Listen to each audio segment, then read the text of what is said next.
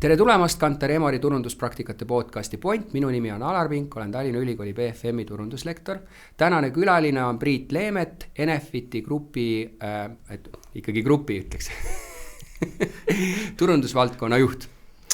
Tervist, tänud kutsumast. Ja. No nagu ikka me vaatame tavaliselt tagasi karjäärile, siis räägime palju turundusest, kuna sa tuled energiavaldkonnas, siis räägime kindlasti energiavaldkonnaga seotud turundusest ja vaatame tulevikku ka turunduse osas. Et selline on meie selline üldvaade, nagu me ikka oleme teinud. No, pöördume kohe tagasi, et mis oli sinu esimene kokkupuude siis tööga, oli juba algkoolist, keskkoolist, põhikoolist? Ei olnud, et mul oli siuke ülikooli viimane kursus ja esimene töökoht Mart oli üsna juhuslik, et toona veel oli need ajalehe kuulutused, et ju ta kuskil seal Ekspressi tagaotsas oli ja liikusin esimeses töökohas siis gamingu sektorisse, et Eesti esimene kasiinokett oli Videomat ja Grand Prix, et seal, kuna ma õppisin IT-d ja seal otsiti statistikut. Et siis tundus, et close enough, et ega mul ei olnud nagu otseselt mingid muid kriteeriume, et tahaks kuhugi esimesse töökohta saada ja sealt see asi hakkas nagu liikuma. Ja kus sa õppisid IT-d? Ma õppisin TTÜ Virumaa kolledžis, et selles mõttes see oli kindlasti hästi siuke, mõtleks põnev, et andis nagu väga palju tegelikult sättis seda suunda selle karjääri vaates, et sealt kogu see võib-olla siuke analüütika pool ja nii edasi, et esimene töökoht sattus olema statistik, et ma arvan, statistikaga tegelemine, et see sättis tegelikult, ma ütleks siukest järgmist 10 minu karjääris. Ja see on nagu huvitav, et me vaatame nagu kust keegi tuleb, on ju, et väga paljud tulevad majandusvaldkonnast, sest seal õpetatakse turundust, on tulnud, eks ole, ka EKAst inimesi, et nüüd sa oled täiesti teisest kohast, et nagu turundajana tulnud, on ju? Jah, et eks ma arvan, et see on ka mõnda jaoks veits üllatus, et ma kindlasti ei ole selline klassikaline turundaja või ütleme nii, et ma arvan, et ma pean lähtuma kohati mingitest teistest asjadest, et ma ei saa alati loota selle oma nii-öelda kogemuspagasile, et ma pean rohkem võtmagi võib-olla seda teooriat ja mingeid numbreid ja siis leidma sealt selle selgituse, et kuidas nüüd õige on ja kuulama hästi palju, mida teised arvavad ja ütlevad. No tänaseks on sul muidugi nagu pikk karjäär juba taga, et eks sul on nagu kogemusi ka palju. No olid seal esmasel töökohal ära, said esimesed kogemused nagu töökeskkonnast, siis sa liikusidki Teliasse edasi? Ei liikunud, et mis mul oligi koolist, mis mul tekkis siuke põnev projekt, et seal TTÜs oli Java kursus, et ja tegime seal erinevaid nagu projekte, mingid mänge programmeerisime ja nii edasi, aga üks mu Java siuke kursuse lõputöö oli, mida siis õppejõud väga kiitis, ma ei tea, kas see päriselt ka hea oli, aga kukkus kuidagi fun välja, oli see, et sa olid Kohtla-Järvel, ma valisin erinevad punktid, mingid Aheraine, Mäe, tipud ja nii edasi, mida sa said kaardilt valida, nagu praegu see Google Street View. Yeah. Sa valid selle punkti ja sa vaatad igas suunas. Ja 90% selle ajast oli see Photoshopis nende piltide kokku panemine, et see asi nagu matchiks. Ja siis ma pool sellest koodist võtsin mingist mängust, mida ma olin varem progenud ja kuidagi panin selle kokku. Õppejõud ütles, et see on nagu väga, väga hea, et Google Street View too hetk nagu ei olnud. Ja sealt juba nii-öelda kasiinos töötamise ajal mõtlesin, et teeks siis oma firma, et hakkaks seda pakkuma nagu teenusena, et kas siis mingit, ma ei tea, kinnisvara või lihtsalt kihvtid kohad, kus siukseid virtuaaltuure teha. Ja nagu ikka, et mõtled, et jube hea mõte, et ma nüüd siin ikkagi hakkan maailma vallutama, siis guugeldades selgus, et keegi Hiinas on juba selle peale tulnud ja vastav tarkvara on olemas, palju paremini tehtud, kui üks üliõpilane seda põlve otsas koodi suudab kirjutada ja selleks on ka spetsiaalne tehnika, mis oli siuke päris keeruline, hullult statiive, loodid, värgid, aga siis ma hakkasingi tegelikult siukest esimene päris turunduse töö või müügitöö oli see, et ma tegin kinnisvara reklaame, virtuaaltuure, siuksed 3D mudeleid, mis olid animeeritud ja ka teatud makette, siis arhitektide järelevalve all, et seal Ignar Fjuk või keegi ütles, et siit võtame nüüd plaani ja siis teeme siin ühe maja maketi ja saa joonistada nüüd see 3D asi. Et see oli siuke oma ettevõtlus oli seal siis vahepeal, et mis kestis, kuna see sektor oli kinnisvara, see kestis siis täpselt sihuke, kui 2008, kui nägid juba, et teeks nagu küll, aga et väga see nii-öelda õhk oli kinnisvarasektorist välja lastud ja selliseid uusi arendusi ja et väga palju peale ei tulnud ja siis ma olin sunnitud lihtsalt tööle minema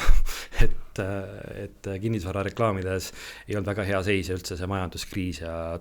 tabas esimesena kinnisvarasektorit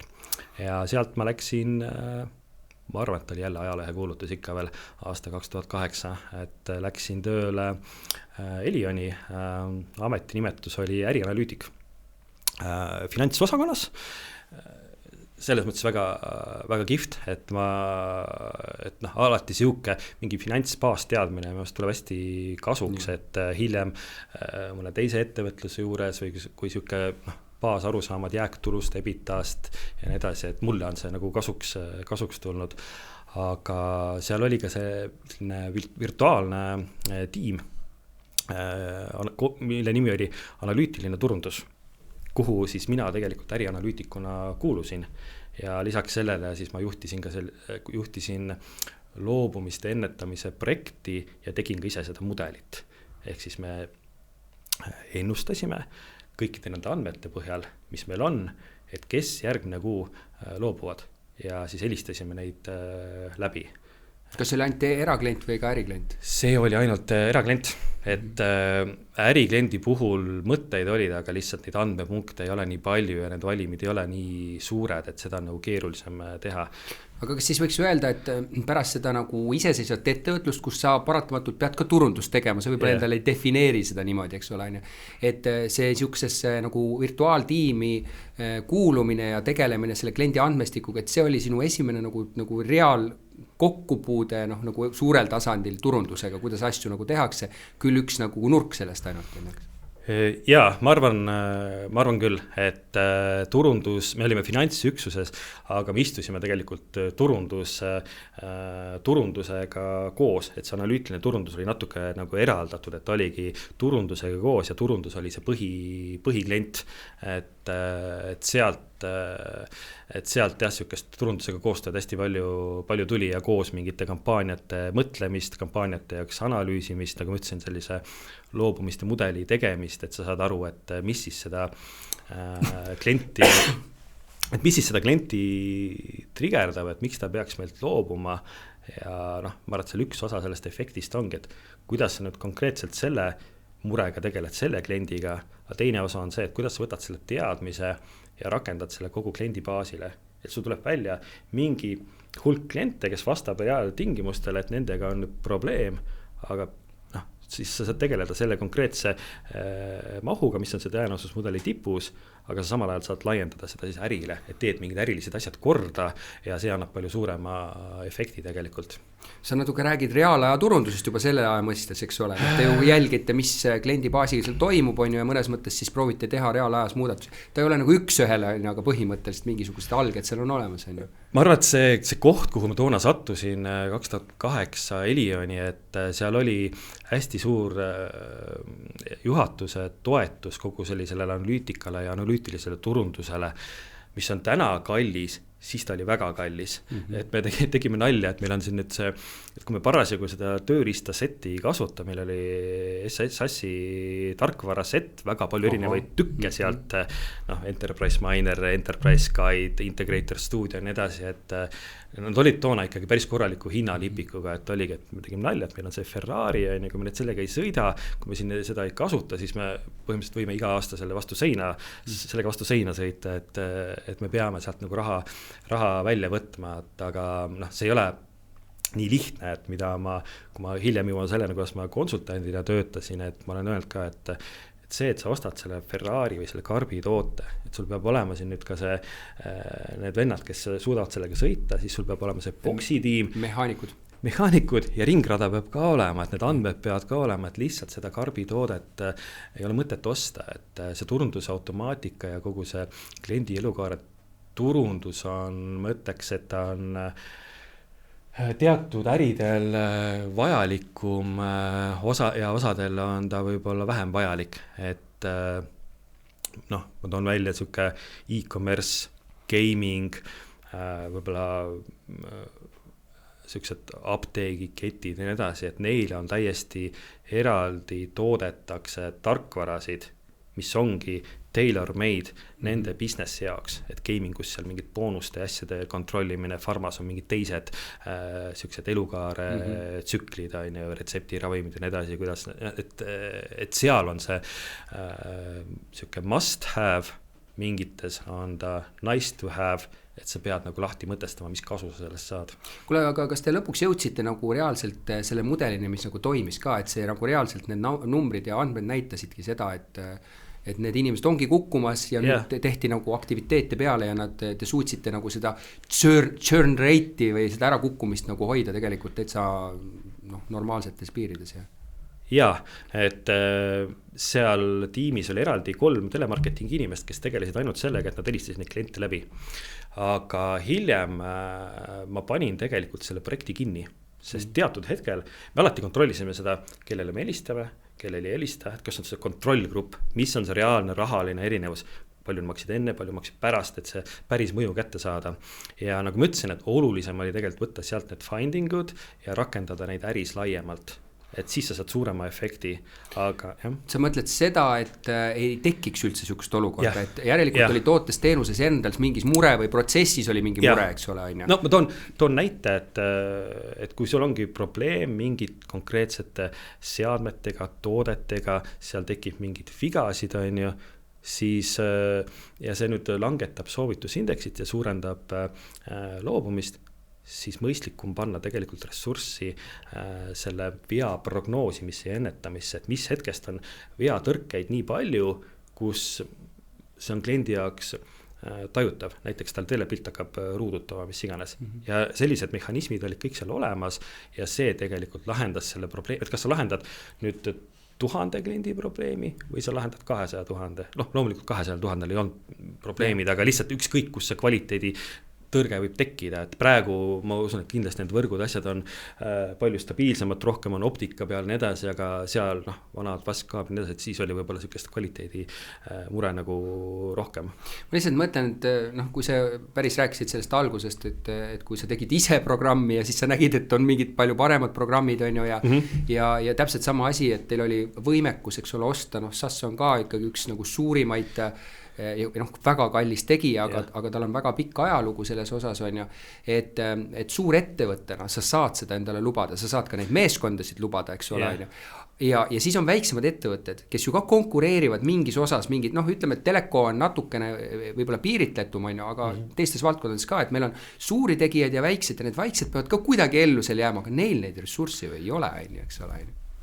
Nõus, aga ma ikkagi ütleks, et see on see põhiäri peab korras olema, et see on top siuke fine tuning. Et loomulikult see analüütika, et siuke põhiline ärianalüüs, et su business case'id on ja nii edasi, et see on nagu teine, see on nagu baastase. Et see, et sa ehitad mingid täiendavaid mudeleid veel nii edasi, et pankadel on ka mingi baas, sul peavad olema krediidireitingud ja nii edasi kindlustusel, et see on ärispetsiifiline, aga iga äril ma ei ütle, et seda on tingimata vaja või et see alati annab sulle konkurentsieelis, et see tuleb mingist mahust, mingitest andmete kättesaadavusest ja su äri peab suutma selle välja kannatada, et meil oli ka väga selge mõõdik, et kogu see tiim, mis see tegi, see tarkvara ja nii edasi, ta pidi olema ikkagi selles mõttes ise majandav, et ta pidi rahaliselt hakkama saama, et need projektid pidid tooma piisavalt palju raha siis sisse või nii-öelda hoidma ära võimalikke kulusid või loobumisi, et ta tasuks ennast ära. Mitu küsimust on ju, kas tookord juba te vaatasite seda, kui sa ütlesid ka nagu, et ta ei ole nagu üks nagu tuluüksus, aga sa räägid nagu ROI-st põhimõtteliselt, eks ole, et see kulutus sinna, et ta peab kuskilt tagasi tulema. Kas seda vaadati kui turunduse nagu eelarve projekti või see oli pigem nagu kuskil mujal üldsegi? Mõlemat vaadati, et jah, see nii-öelda romi vaatamine, et turundusel oli üldse klassikaline turundus, et seal oli mingi number, mis oli kokku lepitud, et alla selle oleks hea, kui kampaania ei kukuks ja siis nii-öelda sellel analüütilisel turundusel, nendel kampaaniatel, mis me omakorda vaatasime ka, lihtsalt seal kohati need komponendid ja asjad on nagu erinevad, et klassikalisel turundusel on oluline ka aru saada nendest, et kui palju sa nii-öelda paned sellesse tootmisse, levitamisse ja nii edasi, et kui sul on selline automatiseeritud otseturundus, siis seal see tootmishind ei ole nagu eriti kõrge, et sa teed palju erinevaid sõnumeid ja siis kasutad erinevaid kanaleid nende välja arvatud, kui sa ei tee siukseid podcasti asju, mis nagu ka kõik maksab, eks ole, sellist, muid tükke, eks ole, aga et me tegime ka seal kohati, sa peadki prioriseerima need asjad niimoodi, et sa paned kõik need ideed vastavalt sihukese elukaare tsüklile ja toodete järgi kirja ja prioriseerid, et kus sul ühel teljel on, et kui keeruline seda teha on ja teine on siis, kui palju see raha toob või palju kliente see mõjutab. Ja sa tegelikult alustad nendest low hanging fruitidest, mis mõnikord võivad olla hästi lihtlabased asjad. Aga nii sa saad selle võidu nagu kõige kiiremini. Ja sa ütledki, et kui on nagu sihukest palju sellist fine tune'imist juba ära tehtud, siis on raske seda võitu üldse saavutada, eks ole, et sest enamus asju on juba baastasandil korras, et seal ei tekki selliseid muresid, eks ole, jah? Seda mõtteks ütlesin loobumiste vaates, et seal tuleb see suurem efekt, aga mis puudutab sellist lisa ja ristmüüki, et seal see potentsiaal on ikkagi väga suur, et eriti just telkodel, et seal ju pandeldamine fixilt mobiilile, mobiililt fixile, kõik see data, mis neil käes on, kanalite vahetamine, et oletame, et mingi hetk klient vaatab rohkem, et kui ka põrsas Pepa kodus mängib, on ju, siis mõtled, et kas inimene muutus nüüd mingi hetk natuke rohkem lapsemeelseks või järelikult on lapsed. Või on tekkinud lapsed ja sa ju mingi hetk tahad oma sellele nunnupallile võtta selle laste paketi ka ja teatud ajahetkel siis sa näedki, et kui sellised kombinatsioonid on, siis see klient on, ma ei tea, 10 korda vastuvõtlikum sellele paketile, sest sa pakud talle just sellel ajahetkel, et sa võiks kõigile ju pakkuda seda laste paketi, aga tegelikult sa saad sellest tarbimisinfost kätte, et talle see sobib. Ja samamoodi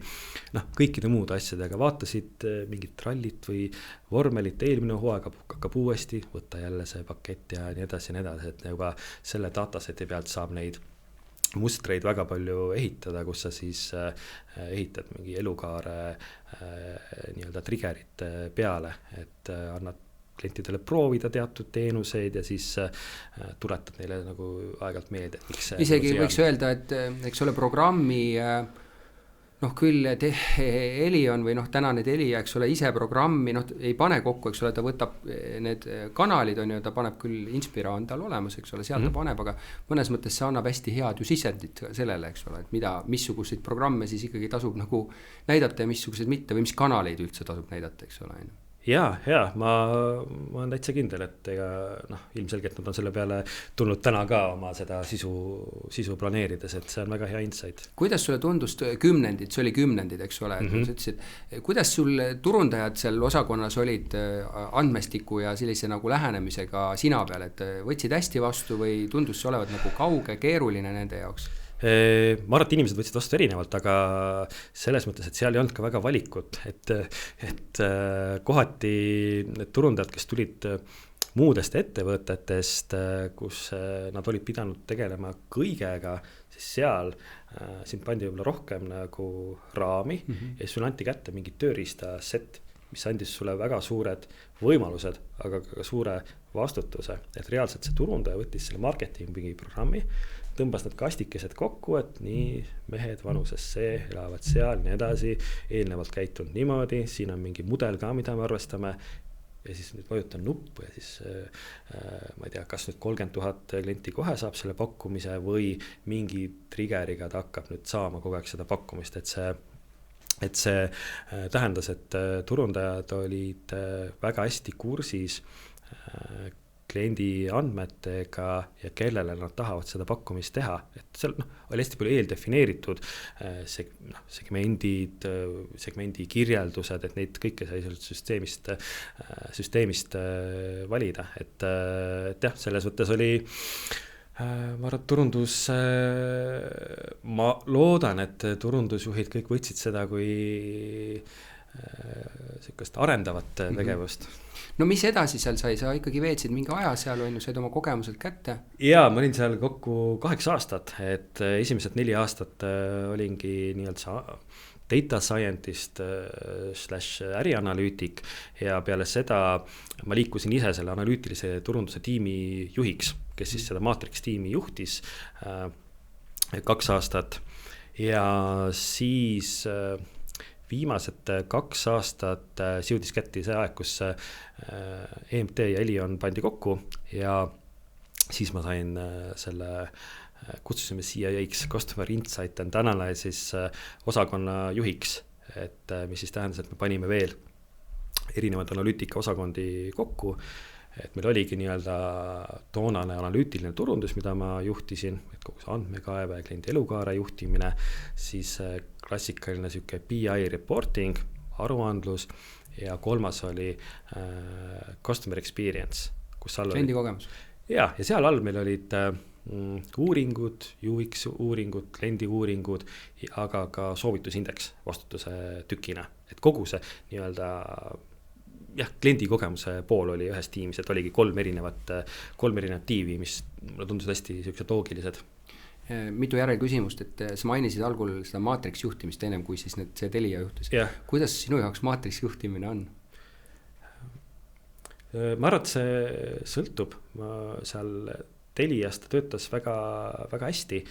et kui sul on vaja ikkagi üsna erinevaid kompetentse panna kokku, et seal keegi pidi seda nii-öelda Ferrarit siis hooldama, tema tuli IT-st, teised ei teadnud, mis mutrid või polte tal vaja on, et tema tuli IT-st, siis keegi pidi nende tegema ilusaid landing page, e-kirja disaine ja muid asju, tema tuli veebitiimist. Siis oli vaja sellist kliendi vaadet, tema tuli turundusest ja siis oli veel vaja rida analüütikuid, et see Matrix oli hästi, hästi loogiline, aga ta toimis koos nagu väga hästi. Ma mõtlen just juhtimuslikult, et ei olnud nagu muret, et kuidagi sa ei ole ju minu ülemus, mis siis, et sa siin oled nagu funktsiooni poole pealt mulle määratud, mul on ülemus siin, istub mu juures. Seal ei tekkinud seda probleemi, et need ressursid olid kuidagi hästi paigas, et oligi IT-le ka see ära tõestatud, et meil selleks, et olla edukas, on vaja seda ühte inimest, kes on sellele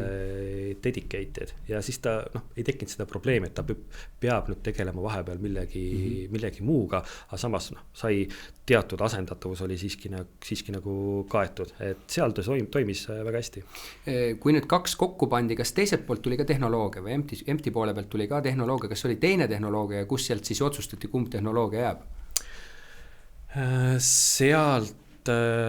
jäi see Elioni tehnoloogia, et ma arvan, et Empt ja Elion olid toona veidi erinevad, et juba puhtalt äri iseloomu vaatest, et Elion oli siuke, ütleme, natuke aeglasem, kaalutlevam, etteplaneerivam ja EMT oli kiire, agiilne idee, teeme ära, sama nädal läks ja see toimiski teistmoodi, et siis see nii-öelda analüütikapark, see võeti valdavalt Elionist üle või kogu see tööriistade ja kogu see huvitav, vaata, kui sa natuke kirjeldasid 2 kultuuri erinevusest, eks ole, et kui see nüüd kokku, sa olid seal ikkagi piisav aeg pärast, on ju, et mis jäi ühest, mis jäi teisest, kui sa nii võtad sellest juhtimiskultuurist ja kultuurist, organisatsiooni kultuurist? Vot ma arvan, et seda peaks küsima võib-olla praegu, et kuhu see on. Aga ma mõtlen, kuidas selle 2 aasta jooksul, kuidas sa tajusid, et mis oli veel siukest kõikumist palju või oli kohe väga selgelt, et ühe kultuur tuli nagu teisele peale või? Mingis hetkes ta ikkagi jätkas niimoodi, et oligi mingid asjad aeti natuke ühtmoodi, teisi nagu teistmoodi, et see sünergia leidmine võttis natukene aega ja ma arvangi, et sul ongi ärid veidi erinevad, et see mobiiliäri, et on hästi siuke sul ongi see device, ta on device driven, kiired otsused, natuke teistsugused argumendid versus see, et sa võtad koju nüüd püsiühenduse ja nii edasi, et sa seda püsiühendust alati tingimata ei müü läbi selle televiisori on ju, või mingi seadme, et nad ongi erinevad, et nad tuli lihtsalt kokku viia, et ma arvan, praegu on Telia selle, või juba toona selle Telia 1 ja nii edasi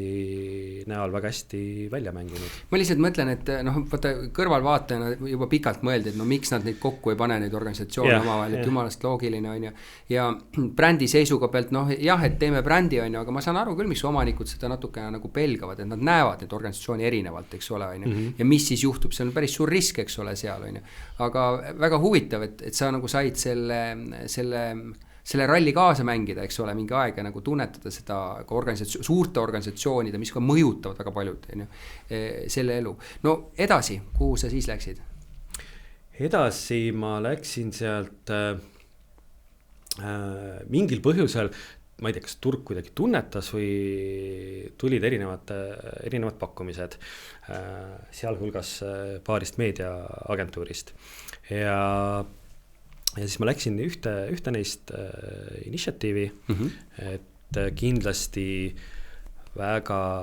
silmi avav kogemus, et kui tihti või mingi hetk tekib siiski siuke tunne, et vist juba saad mingist teemast natuke nagu aru. Ja ma ei olnud toona töötanud otseselt selles mõttes turunduselt, ma ei vastutanud turunduse eest, aga ma toetasin alati seda turundusüksust teatud analüüside ja segmenteerimistega ja nii edasi. Aga see pilt, mis sealt nii-öelda agentuuri poole pealt avanes, oli ikkagi hoopis teistsugune, et ka see analüütika, mida kõike saab teha, oli mõtleks, et teistmoodi teisel tasemel, et nii-öelda see kliendibaasi ja kogu see segmenteerimise pool, et võib-olla see ei ole seal nii hea, ta ei saagi olla, et agentuur ei lasta alati nii-öelda kättpidi masinasse, eriti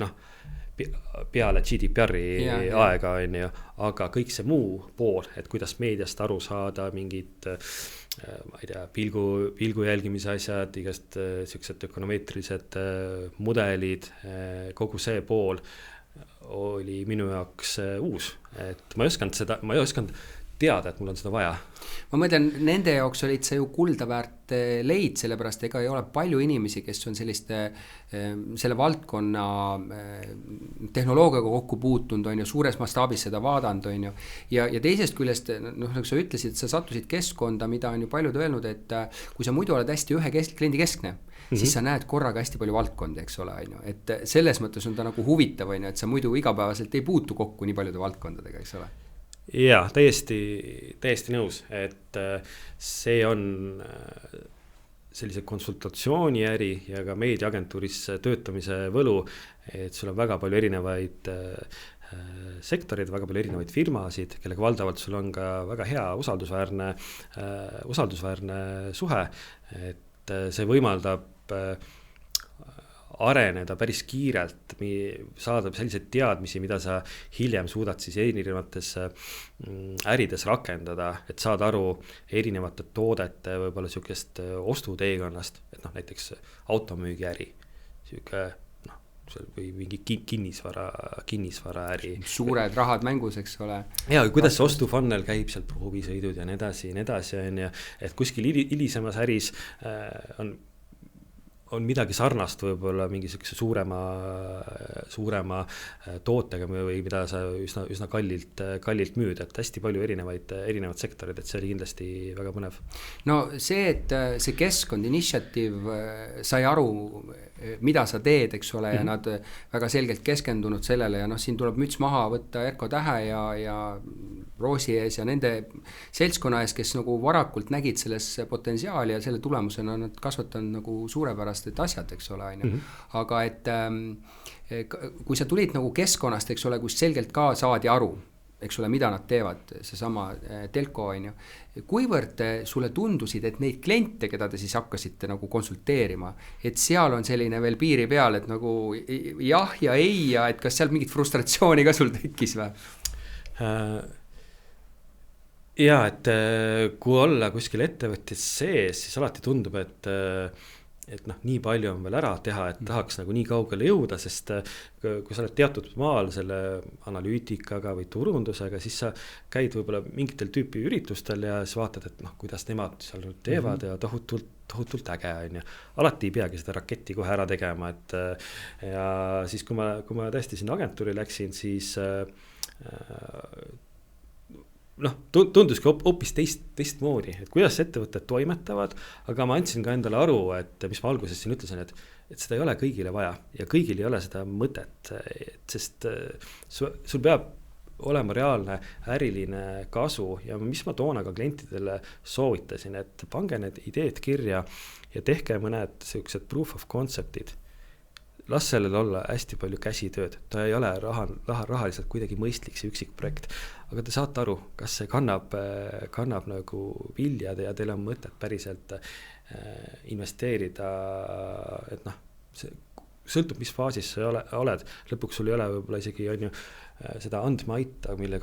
külge seda panna, siis on eraldi tiimi vaja ja nii edasi, et väikefirmadel jah, ei ole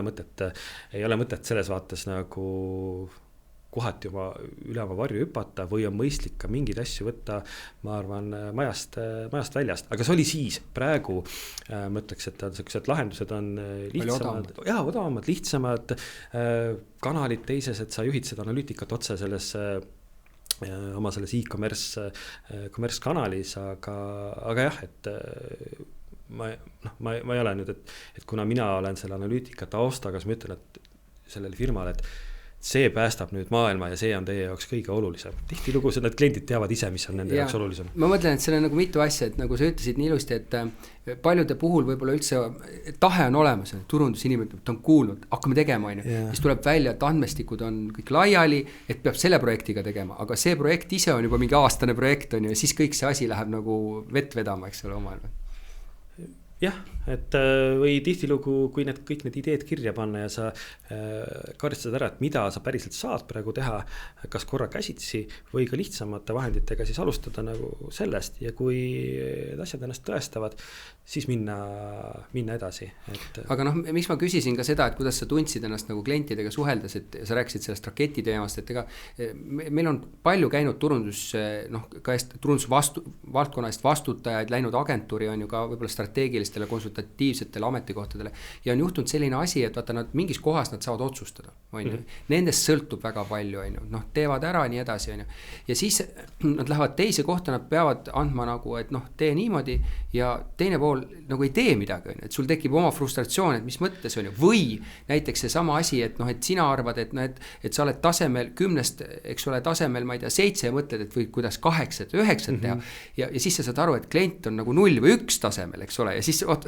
kõigepealt peab nagu sellest asjast veel rääkima. Ja ma lisaks ka selle dimensiooni, et kes üldse on mingi teema omanik, on ju, et tihti, kui sa räägidki selle turundusjuhiga mingitest teemadest, kus tegelikult ta ei saagi neid otsuseid nagu langetada või need asjad on tegelikult kuskil mujal aetud võib ka tekkida ka see teema, et lihtsalt mis iganes põhjustel ei nähta, et seda välist nii-öelda partnerit tahetakse, nagu ma ütlesin, kättpidi masinasse lasta, et ka see võib olla täitsa võimalik. Pluss ka turundajatele ongi, noh, kui ma tõin selle toonase Elioni näite, siis ma ütlesin, et turundusjuhid pandi nii-öelda selles mõttes natuke raami, et see oli see way of working, data driven, et kellele sa pakud, sa pead aru saama, kuidas sa neid tulemusi loed kokku, sa pead sellest aru saama ja sa pead lõpuks aru andma, et kuidas see tulemus tuli, on ju. Et ma arvan, et igas ettevõttes ei ole seda, et kui sa oled väiksemas firmas ja oledki see turundusjuht, siis ütled, et kuidas need asjad peavad käima ja kui sa tahad panna Delfisse või Postimehesse ilusat bännerit ja job done, siis nii on. Et sa ei tahagi alati võib-olla sellest mugavustsoonist välja minna. Ma ei ütle, et alati peab ja mõnikord need lihtsad asjad ongi kõige paremad ja töötavad, et iga turundusjuht nagu jõuab selleni selleni ise, pluss noh, seda tegelikult peabki turundusjuht aru saama, et mis on tema ettevõtte jaoks vajalik, et ka agentuuril ju noh, kohati on mingid piirid, et agentuur lähtub rohkem sellisest meedia planeerimise vaatest, aga võib-olla sellel ettevõttel on vaja rohkem, ma ei tea, suurkliendi vastuvõtte teha, mingitel messidel olla, teha tegevusi, mis otseselt ei ole kuidagi nii-öelda agentuuri käibega seotud. Et kindlasti ka neid, et mis on see agentuuri challenge, ma arvan, et on see, et pakkuda täiendavat lisaväärtust, mida nad teevad tegelikult väga hästi läbi täiendava analüütika, läbi uuringute ja heas mõttes nii-öelda annavad sellele turundusjuhile ka kindlust, et sa ei pea kõike in-house tegema, me oleme nii-öelda tugevad partnerid ja aitame nii-öelda leida sul selle jõuda parimatele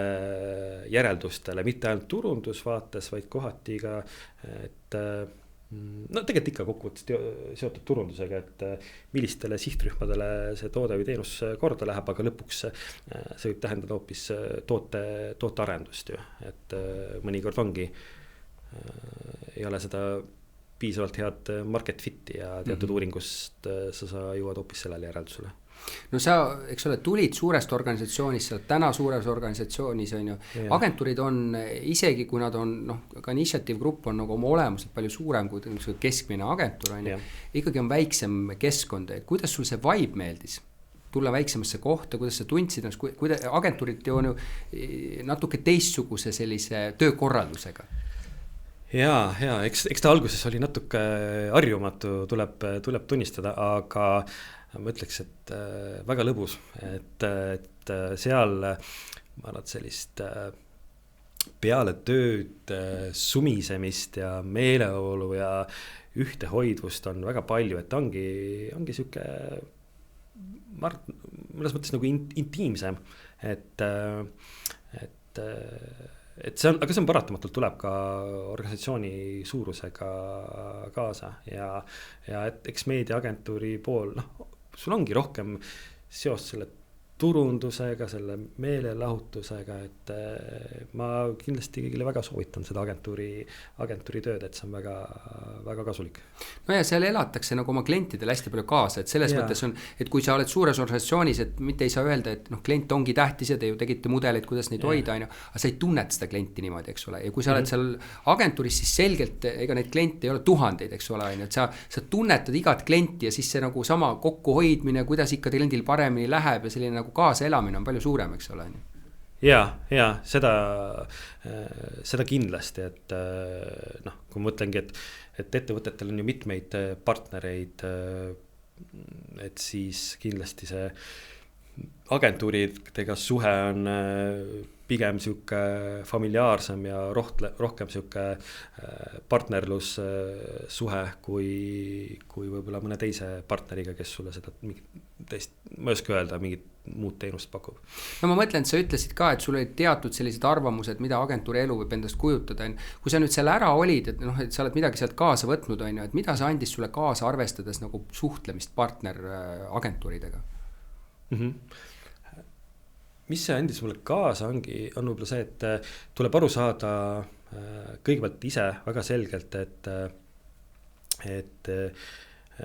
mis on sulle selleks eduks vajalik, et agentuur aitab sind väga palju selles osas kaasa, aga mingi osa sa pead siiski nagu ise lahti mõtestama sellise, noh, ma ei ütle, et kõik peaksid hakkama seda ökonomeetrilist mudelit tegema ja see ongi kohati väga keeruline, aga sellest meediamiksist sa pead ise aru saama ja sa pead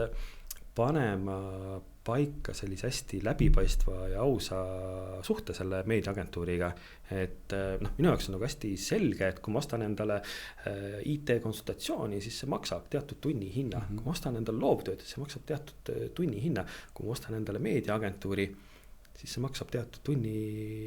hinna, on ju, noh, keskmiselt nii palju, kui on nende see cross profit margin, mis on ju üsna ilmselge, et ja kui sa jõuadki sellele ausale levelile, et kus sa räägidki väga selgelt ära, et okei, me saame aru, et siin on mingid trepiastmed, kuskil on nagu kickbackid, me paneme kõik selle lepingusse kirja, arvete osas läbipaistvus ja nii edasi, et sul ongi lõpuks see tunni hind, et sa saad väga selgelt aru, et agentuur pakub mulle selle raha eest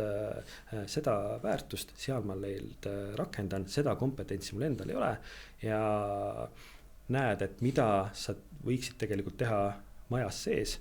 on see, ma ei tea, SEO, mingis osas digi, mis iganes, kui see digi teeb keegi partner, siis ütled, et okei, teeme, aga mina olen selle konto omanik ja kui need asjad on hästi selgelt paigas, siis on see agentuuriga suhe, ma arvan, väga hea. Sul on kindlalt kokkulepet, sa jagad nendega nii palju insighti, kui sa saad, nii meediaagentuuriga kui ka loovagentuuridega, et on sinu laiendatud tiim ja kasutad ära kõiki neid lisakompetentse, uuringute ja nii edasi näol, mida sul võib-olla majas sees ka, aga agentuuridel on tihti nii-öelda vaikimisi juba olemas mingi data või turukogemus, mida on alati hea ära kasutada. Eks sa tegelikult puudutasid paljud asjad, mis on võib-olla sellega seotud, et see turg on, eks ole, arenenud viimane 30 aastat, on ju. Ja on hästi palju toimunud sellist,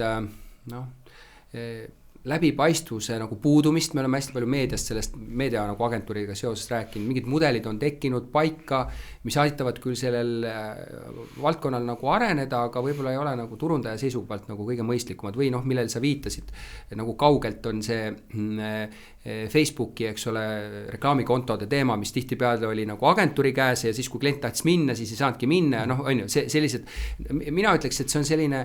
kohati nagu arengu peetus, eks ole, olnud, on ju, ja nüüd me oleme, ma ise nagu väga loodan, et me oleme, mida rohkem me sellest räägime, ja sellest on ka ajakirjanduses ju räägitud, on ju, eriti selle metateemaga puhul, on ju. Et seda võib-olla rohkem see turg nagu loksub paika, et see läbipaistvus on parem, me teame, mida me ostame ja loomulikult selle eest me oleme nagu valmis maksma, see oleks vist see, mida sa mõtlesid ka, eks ole, jah? Ja, täiesti, et hästi läbipaistev, maksangi selle nii-öelda teenuse eest, mida ma saan ja õiglast hinda, et kõik saavad ju aru, et sellist tasuta tööd ei tehta. No ja inimesed, nendel peavad olema omamoodi, samamoodi mingid tööriistad, nad peavad ennast koolitama, me peame nagu neile maksma normaalset palka, et nemad saaks arendada, kõik see on ju loomulik. Kui initsiatiivi aeg läbi sai? Kui initsiatiivi aeg läbi sai, siis ma mõnda aega tegutsesin sellise konsultandina. Tegelikult läksin ühe initsiatiivi kliendi juurde, see oli kõik kokkuleppeline, aga see oli farmaatsia või apteegikett, aga seal tekkiski see olukord, kus neil oli vaja mingit CRM-i programmi juurutada, aga selleks, et kui sa oled sellises tööstuses, siis on seal see andmete konfidentsiaalsus ja NDA-d on üsna karmid ja seal nad tahtsid, et see inimene oleks üsna nii-öelda füüsilise isikuna võtaks selle vastutuse või kirjutaks selle NDA alla ja sealt kõrvalt ma siis tegin neid peamiselt analüütika, aga ka siuke CRM-i juurutamise, turundusautomaatika juurutamise konsultatsioon erinevatele ettevõtetele. Mis programmidega sa või tootjatega sa seal kokku, ma mõtlen nagu klientidega, aga nagu tehnoloogia tootjatega, kellega sa kokku puutusid põhiliselt? Selle ettevõtte puhul ma ei saa seda välja tuua, sest need ongi sektori spetsiifilised programmid, et aga muidu käis laualt läbi erinevaid, et suurematest tegijatest siis Salesforce, Adobe, aga mida saaks teha, kui kõike seda ei ole, et kui sul ongi lihtsalt see on ju, sa siis kirjutatakse seal mingi skript ja kui palju saab sellega teha, sellega saab ka päris palju. Kas sa saad seda nagu, sul on palju kogemusi, et seda enam, et meil on ka episood olnud turunduse automatiseerimisest, me oleme rääkinud veel programmatic reklaamist on ju, et kui sa võtad nagu et CRM-i või turunduse automatiseerimise või seal on hästi palju erinevaid neid programme on ju, ega käitumisloogikad on enam samad, eks ole, seal on nüansse väga palju erinevaid, eks ole, nagu sa ütlesid, et võib-olla on ka valdkonna spetsiifilisi nüansse, aga et seal on vist nagu kõige tähtsam aru saada sellest nagu loogikast ja teiseks, et sellele eelneb ja jälgneb palju asju, et sa pead olema kliendi teekonnad ära kirjeldanud, sul peavad mingid segmendid olema, persoonad on ju, ilma nendeta sa nagu ei saa midagi teha, eks ole. Ja võib-olla see on kõige raskem inimestel aru saada, et mis me ostsime programmi, let's go ja siis tuleb välja, et nii palju on tegemata, eks ole. Jaa, nõus, et seal on päris palju eeltööd ja päris palju vaeva läheb selleni, et saada aru, kas on mõtet ja mida mul siis vaja päriselt on. Et sa võid täiesti vabalt teha need persoonad ka niimoodi ja nad on sulle väga kasulikud, et sul ei ole kogu seda automatiseerimise poolt, sa kasutad seda ära lihtsalt turunduses, võib-olla ka mingite toodete väljatöötamisel või pakkumiste komplekteerimisel ja see on väga, väga hea, et kogu seda analüütika automatiseerimise poolt ei tasu nagu üle müstifitseerida või üle hinnata, et mõnikord võib täitsa juhtuda, et see kõhutunne on või noh, ilma selleta nii-öelda sa saad parema tulemuse väiksema kuluga. No vaata nagu autode kohta öeldakse, et sõidad Porsche või Toyotaga ikka jõuad kohale ikkagi võib-olla mugavusaste on erinev, eks ole, ja kiirus ka on ju. Jah, nii on, et on spetsiifilised sektorid, kus ilma selleta ei saa, aga ka seal on erandeid, et võib-olla kui ma jõuangi siit oma sellest nii-öelda konsultatsiooni äris, siis järgmise töökoha juurde, kuhu mul oli, kusjuures see ajaliselt oli kuidagi väga veider, et mul oligi mingi suuremad projektid olid lõppemas, okei, et suvi on tulemas, et vaataks siis peale suve ja siis mind kutsuti sinna. No okei, et proovime siis. Ja see koht oli? See koht oli Global Gaming, aga brändina tuntum pigem kui Ninja Casino, et ehk mõnes mõttes tagasi kohta, kus sa päris algusest alustasid, küll hoopis teine ettevõte. Ja toonane võib-olla see mõte, miks liituda või selle puudumine peale selle, et statistika ja mingi ettevõte, et miks mitte, siis see oli, et seal olid need argumendid veits teised, et kuidas mulle seda ka nagu müüdi või reklaamiti, et selle äripära on see, et üsna palju tegelikult innovatsiooni saab sellest tööstusest alguse, sest kui sa mõtled, mida turunduses ju vaadatakse, on see, et palju sa ühe kliendi eest oled nõus raha kulutama. Selleks, et teda saada kliendiks, eks ole. Ja või hoida hiljem, eks ole. Just, aga see tuleneb kas siis 1 või 2 aasta sellise customer lifetime value arvutusest. Mis omakorda tuleb sellest, eks ole, kui pikk on see keskmine kliendi aeg tavaliselt, see võib olla valdkonnati erinev, eks ole. See võib olla valdkonnati erinev, absoluutselt. Aga kui sul on, see number on 2000 või 200, siis sul on väga erinevad nii-öelda lähenemised strateegiliselt ja taktikaliselt, mida sa siis teed. Ja sellepärast sellistes tööstuses ongi eraldi nii-öelda programmid välja töötatud, mis on puhtalt selle sektori põhised. Aga miks ma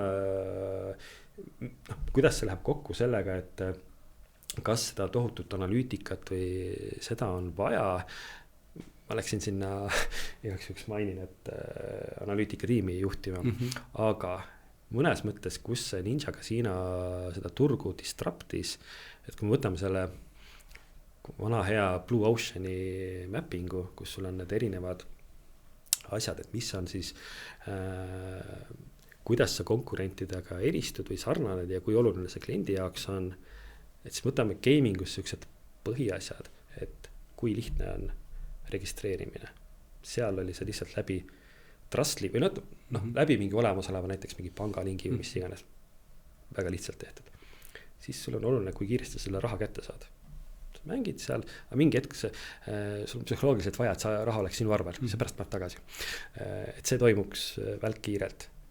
Registreerimist ei olnud, on ju. Küsime sult võimalikult vähe andmeid. Me ei saada sul, me lubame, me sulle mingit pakkumisi ka ei saada. Sõltub valdkonnast, igalt poolt sa ei taha pakkumisi saada ja selles sektoris kõik muu on sarnane, kõik kasutavad samu mänge, kõikidel on samad mängud, ehk siis mis sul loeb on turundus ja bränd ja seal saadigi väga selge konkurentsieelis sellega, et hästi lihtne oli registreerida, ma sain selle raha kohe kätte, kui ma tahtsin ja me ei ehitanud sinna peale mingit tohutut CRM-i keerukust, et me nüüd siin tegeleme nendega ja see lihtsus tabas sellist nii-öelda seda Blue Oceanit siis, et me olime teises kohas, see on loomulikult kopeeritav ja seda kopeeritigi, aga toona see oli väga suur edulugu. Ehk ettevõte nagu tajus ära, mis on nendest sellest 1-10 nagu tähtsusest asjadest kõige tähtsamad ja ta tegi need ära, ta oli selles mõttes nagu eel. Kohati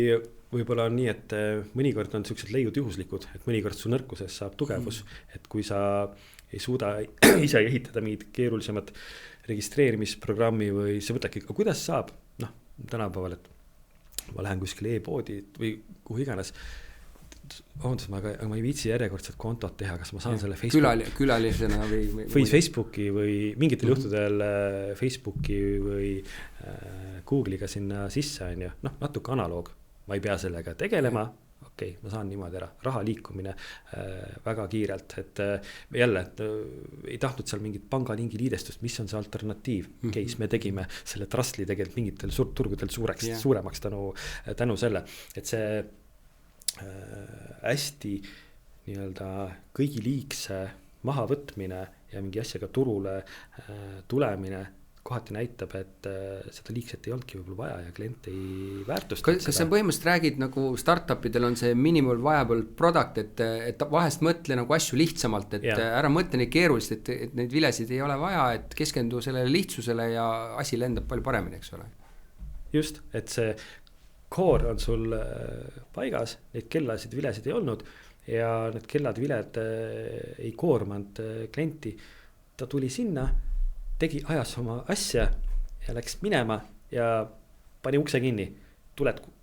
Tuba koristati ära tema eest ja pandi tuled kustu ka. Et tal ei olnud seda hässelit nii-öelda tuppa sisenedes ja tal ei olnud hässelit toast väljudes. Ja see oli, lahendati tema eest ära ja siis see bränd kasvas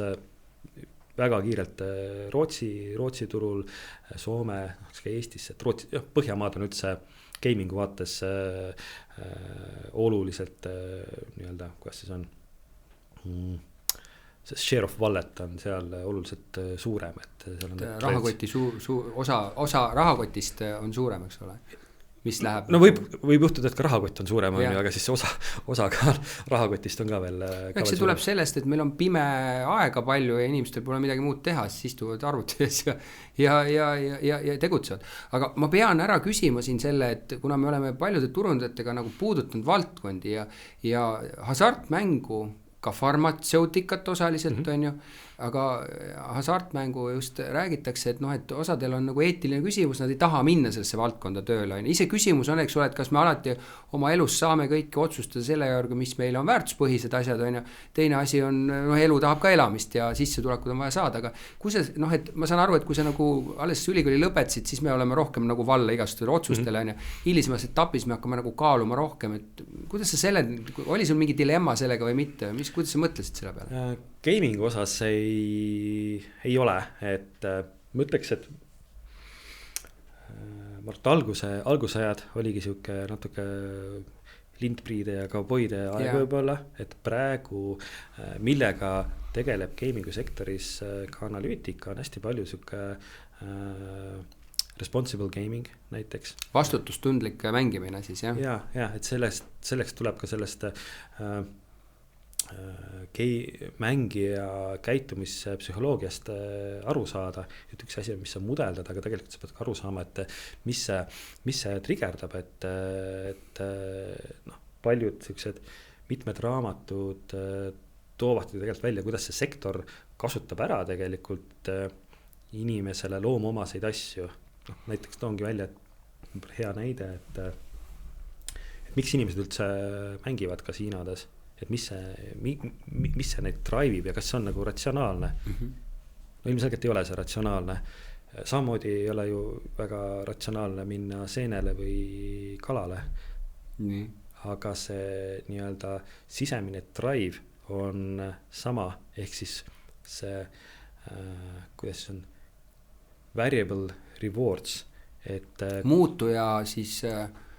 variable on muutuja, aga siis reward on nagu selle nagu tulem või auhind või mingi sihuke, jah? Jah, et me oleme olnud korilased, me oleme olnud kütid, meid drive'ib teatud sündmuste juhuslikkus ja kohati meie hinnang, et me suudame seda kontrollida. Et selle kuuse taga nüüd raudselt need seened on või kui ma nüüd selle õngega nüüd nii teen, siis ma selle kala ikkagi saan või selle jõekääru taga see forell mind ootab. Võib-olla ootabki ja seal teatud koht on ka sellisel kogemusel ja vilumusel on ju, aga noh, kokkuvõttes ju rahaliselt mõistlikum on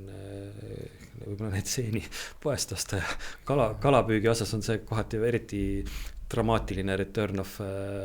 of investment. Aga point on see, et see metoodika, mida need mängud ära kasutavad, on meis tegelikult endas sees, ehk siis see nii-öelda juhuslike mingite auhindade saamine ja teine pool sellest on, kui inimene juhtub kaotama, siis me võtame seda mitte väga kergelt ja kus inimene hakkab käituma ebaratsionaalselt on see, et kui ta ongi kaotanud, et kuidas seda kaotust nüüd tagasi teenida või juhul, kui ta on ka väga palju võitnud, siis ta hakkab ka kohati käituma ebaratsionaalselt ja neid asju on siis võimalik mudeldada ja ennustada, et sõltuvalt siis ütleme kliendi wallet'ile, mis on temale omane, kus ta jõuab selle piirini, kus meil tegelikult ettevõttena on mõistlik öelda, et aitab. Et hästi palju pannakse selliseid asju loomulikult paika regulatsioonidega, aga kokkuvõttes teeb seda nii-öelda see meelelahutuse pakkuja ka ise. Aga ma mõtlen, et kui sa selles valdkonnas oled, et kas sa nagu positsioneerid enda peas, et mis teenust või toodet ta pakub kui meelelahutuslikku toodet või nagu hobitoodet. Noh, et ma võin ju malet ka mängida, eks ole, on ju, ei pea üldse raha peale seda tegema või see on ka ajakulu, on ju, kuidagi aja või siis lähen vaatan filmi, on ju ka mingi ajakulu, maksan selle eest, on ju, et kuidas seda defineerid enda jaoks seda? See minu jaoks on ikkagi meelelahutus, et kui me vaatame ka neid tarbimismustreid, et see tõi väga hästi välja sellist pimedat aega, on ju. Ega ongi mingi hetk tekivad teatud soodumus, et kui sul see online mängud meeldivad, et sa kasutad seda rohkem. Mingites riikides on võib-olla pikk siuke commute imine, et sa lähed tööle tund aega metrooga või rongiga, siis midagi teha. Sa võtad selle nutitelefoni kätte ja sa scrollid nagu niisama või siis kasutad seda aega, et mängid sa seal pokkerit või Candy Crushi või midagi muud. Et ta natuke on nagu sarnane ja väga paljud inimesed panevadki enda jaoks paika need piirid, et mis raha eest nad mängivad ja siis see võib-olla ongi inimesed väga aktsepteeritav kulu, et kokkuvõttes see, kui enne rääkisin seda nii-öelda juhuslikkust, mis tegelikult sündmuste juhuslikkust, mis inimest drive'ib, siis me ju järjest näeme, kuidas need mida väga palju kasutame reklaamiplatvormidena Meta ja kasutab sama loogikat, et selleks ongi väga selge põhjus, et kui sa vanasti läksid Facebooki, sa võtsid lahti Facebooki, no nii, siin on, vaatasin, Kallel on sünnipäev, võtan uuesti lahti, endiselt on Kallel sünnipäev, aga nüüd see on sul juhuslik, et see võimaldab esiteks seda, et sa teed selle kogu aeg muutuvas. Ja sul on rohkem põhjust seda sama lehte Instagrami või Facebooki uuesti lahti teha, sa tead, et see sisu on erinev. Mõnikord sa oled juba tüütu. Kus ma selle blogi üles leian, siis ma pean selle inimese lehele. Ma teen alati screenshot, et ma tean, et siis ma leian üles selle. Just, et näed seda reklaami, teed ruttu screenshoti, et esiteks seal on nagu kaks asja, et ta suurendab selle meediumi kasutust ja teiseks võimalik on katsetada erinevaid asju, mis töötavad, mis ei tööta, sest seal ongi see random, reklaamid on randomiga, lood on randomiga, kuidas neid asju siduda, et jah, see. Aga tead, kui sa niimoodi räägid, et see nimetad seda vastutustundlikult mängimist ja tegelikult seda, et see on nagu meelelahutusvaldkond, et ma olen ka olnud nagu kriitiline, mul pole kunagi nagu pöörduti, et kas ma tahaks nagu minna tegema, siis ma nagu mõtlesin, et ei, et nagu hästi paljud story'sid on, kuidas neid inimeste nagu elusid on ära rikkunud. Ja kui ma praegu mõtlen seda, on ju, et mingi erisus on ju seal ka, et kui inimene läheb restorani ja ta näiteks joob, ma ei tea, 1000 eurose veinipudeli ja joob teise, on ju, see on täpselt samasugune meelelahutus, on ju, ta paneb päris palju raha sinna, on ju, noh, võib-olla ta ei laostu sellega, see on ainuke küsimus, aga kui seal on piir ka, mingi moment ju tuleb, ütleb ka barmen, et enam ei müü sulle, ükspuha palju sul raha on, et sa oled liiga juba täis, on ju, ja mõnes mõttes ka sellise meelelahutuse mõistes ta ei ole sulle ju tervislik, sellepärast, et sa koormad veel makse oma organismi ka, on ju. Et eks nad nagu kõikidel mingis osas sellel meelelahutusel on mingi pahe olemas, eks ole, on ju. Ja siis sa lihtsalt nagu räägid sellest, eks ole, et nüüd valdkonna nagu ülesena mõneks mõttes see pahet juhtida selliselt, et seda nagu mitte üle ekspluateerida, eks ole, et panna mingid piir, et kuulge, et siin on nüüd selle meelelahutusel nüüd nagu piir, jah. Jaa, täiesti nõus, et siin peavad olema hästi selge, et mängureeglid, regulatsioonid, et tihti võetaksegi sellistest sektoritest lihtsalt sükest, kogutakse poliitilist kapitali, et teeme nii või teeme nüüd on ju, et seal on nagu väga selged, ma arvan, et regulatsioonid, kuidas me peame nii-öelda seda responsible gamblingut arendama ja seal on ka riikidele tegelikult väga suured võimalused, et teatud riigid ju väga seda ära kasutavad, näiteks Malta on ju, et see toob neile väikesele riigile nii plusse kui miinuse, et väga suured mängude tootjad või mängude operaatorid ongi sinna kolinud erinevatel siis rahalistel põhjustel, mis tõstab kohalikel väga palju palkasid, aga tõstab ka tohutult kinnisvara hindasid on ju, ja aga samas väiksele riigile on see, ma arvan, riigieelarve vaates väga, väga oluline. No vaata, ega valdkond jällegi, kui sa siit vaatad, et on selliseid suuri asju, mis on kella külge pandud ja mis ongi suured asjad, et sul on kunagine Viiol, kes oli kultuurikapitali, on ju, see mängis neid rahasid või nüüd see, mis see fondi teema oli, eks ole, kus olid nagu meeletud rahad, et see kindlasti nagu ei tule heaks kogu selle kuvandile, eks ole. See kindlasti ei tule sellele kuvandile kasuks, et jah, sellised situatsioonid tegelikult ei tohiks juhtuda, et minu jaoks vähemalt, et möönan ka, et see esimene töökoht, kus ma olin, et eks seal tuldigi selle S-klassi Mersuga ja käidi vahepeal pagasnikust kilekotiga sõna otseses mõttes raha toomas, et automaati panna, et sellist asja enam ammu ei ole. No ja eks seal oli oma see raha legaliseerimise nagu teema, et justkui et võitsid ja seal on oma asjad, aga nagu sa ütlesid, et see majast on juba läbi, et eks ta on läinud nagu normaalsemaks. No sealt sa läksid edasi mingi moment. Ja sealt ma liikusin edasi, et oligi tegelikult gamingu sektor ja sealt ma ei saa öelda, et tehti pakkumine, ikka kui konkurss, kutsuti kandideerima Tehti pakkumine kandideerida. Tehti pakkumine kandideerida, just Enefiti, et turundusjuhiks ennult ütlesin, et ega ma ei pea ennast kuidagi selliseks klassikaliseks turundusinimeseks, mitte et klassikalistest turundusinimestes oleks midagi halba, vastupidi, et mul on pigem siuke aukartus, et mida nemad kõike teavad ja oskavad ja teevad kõhutunde pealt ja et ma pean võib-olla siis mingitele teistele kompetentsidele toetuma, et neid asju kuidagi tehtud saada. See on hea tähelepanek, räägime korra selle lahti, et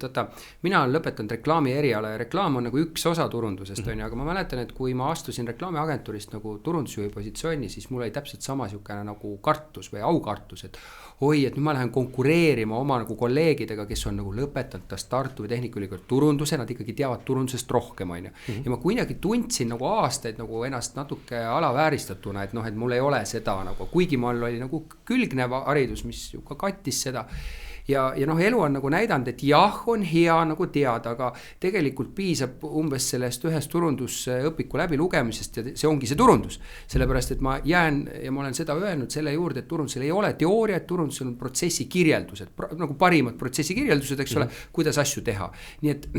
ülejäänud tuleb meil tegelikult siis läbi kogemuste, on ju. Nii et võib-olla see, et sa tuled, on ju, sa oled, noh, ja sa ei ole ikkagi nagu täitsa roheline, et sa oled ikkagi olnud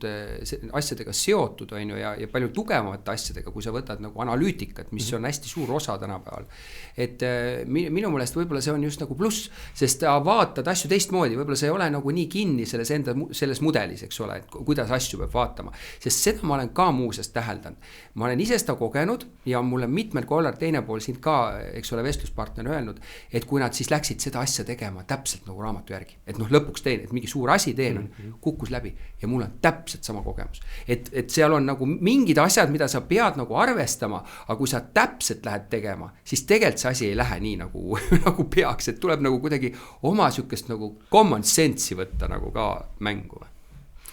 Jaa, sellega ma olen nõus, et eks ma ka seda nii-öelda uut väljakutset vastu võttes võtsin kohe mitu nii-öelda turundusklassikat ette, aga ma ütleks, et isegi rohkem tuge ma leian sellistelt käitumispsühholoogia alastelt raamatutelt, kust tihti tuuakse ka kas just alati turundusalaseid, aga näiteid, mida saab rakendada turundusalaselt, et noh, kas see inimese käitumine on alati ratsionaalne või mingitel juhtudel ta ei ole ratsionaalne, noh, mingid trikid, mida loomulikult turunduses kasutatakse, on sihuke, ei tööta, ma arvan, nii hästi, kui nad töötasid 10 aastat tagasi, aga siiski mingid asjad töötavad, et kus siis labane hind 1,99 on ju, et noh, siis on üks. Kui ta ikkagi töötab sul mingit teatud juhtudel kolmandiku võrra paremini, kui see hind on 2 on ju, siis noh, siis on mõistlik see hind niimoodi panna. Aga vaata, sa nagu huvitavalt lähtud on, et kõik on inimesed ju. Ja sa tegelikult teed inimesele reklaami. Tegelikult ei ole ju vahet, kas ta on B2B-s või B2C-s. Ikka on inimene taga, on ju. Lihtsalt ühe puhul võib-olla on see otsus üksi, on ju, võib-olla peres võib ka olla nagu mõjutatud, on ju. Ja teisel puhul on lihtsalt sul kolleegidega, sa pead leidma mingi ühise keele, aga inimest mõjutad ju tegelikult, on ju, jah? Tegelikult, jah, mõjutad inimest. Ma arvan, et seal ikkagi on see erinevus, et B2C-s kindlasti need võib-olla see inimese käitumine, emotsioonid ja sedasi, see mõjutab rohkem seda, et B2B-s sõltub loomulikult ettevõtte suurusest, kas seal on kuidagi hankeosakonnad ja nii edasi, et seal on seda võib-olla ratsionaalsust nagu rohkem, et paneme nüüd kuidagi need asjad võrdlusesse ja valime siit nüüd selle parema välja, et eraklient seda ei pruugi absoluutselt teha. Aga ma olen muidu nõus, aga võtta auto või kinnisvarost, täpselt samamoodi ta mõtleb, eks seal on emotsionaalselt külge küll, aga ta ikka väga nagu arvutab ja mõtleb, et kuidas siin see asi ikkagi kujuneb, on ju, hilisemad hoolduskulud ja kõik muud asjad, see on ikkagi ratsionaalne, seal ei ole emotsioone nii palju, eks ole. Koht võib ise olla ja see, kuidas ta välja näeb, see maja. Ja seda küll, et kui, nagu ma sellest agentuuri ajast tõin ka näite, et ongi ettevõtted on erinevad ja kas see hinnalipik, võib-olla see hinnalipik ongi see, mis siis defineerib natukene seda ostu protsessi, on ju, et auto ja kinnisvarast, et need on kindlasti pikema ostuprotsessiga ja seal on suurem tõenäosus, et keegi teeb endale teatud Exceli stsenaariumeid, et kuidas see asi nüüd välja kukub 5 aasta perspektiivis või kuidagi nii. Aga ma mõtlen, et ma olen suga nõus selles osas, et loomulikult B2B-s nagu ollakse ratsionaalsemad ja arvestatakse erinevaid mõõdikuid ja aspekte, aga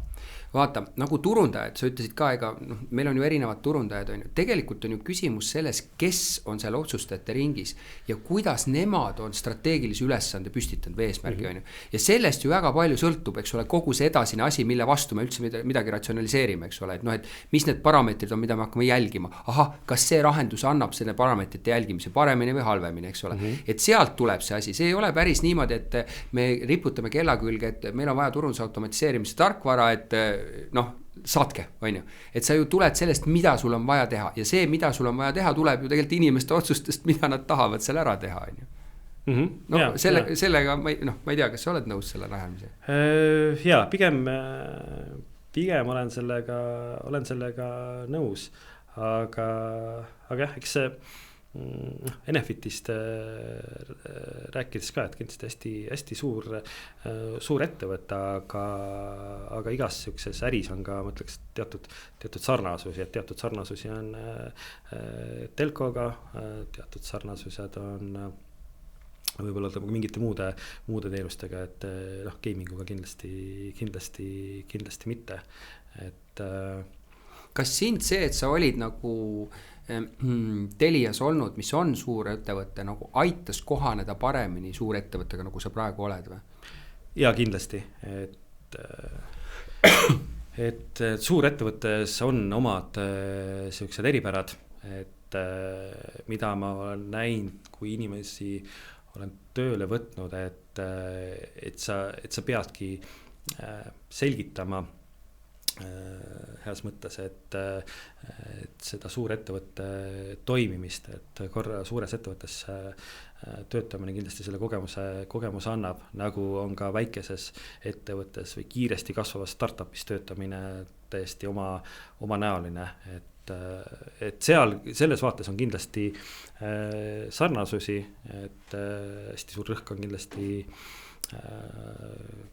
sellisel koostööl, kaasamisel,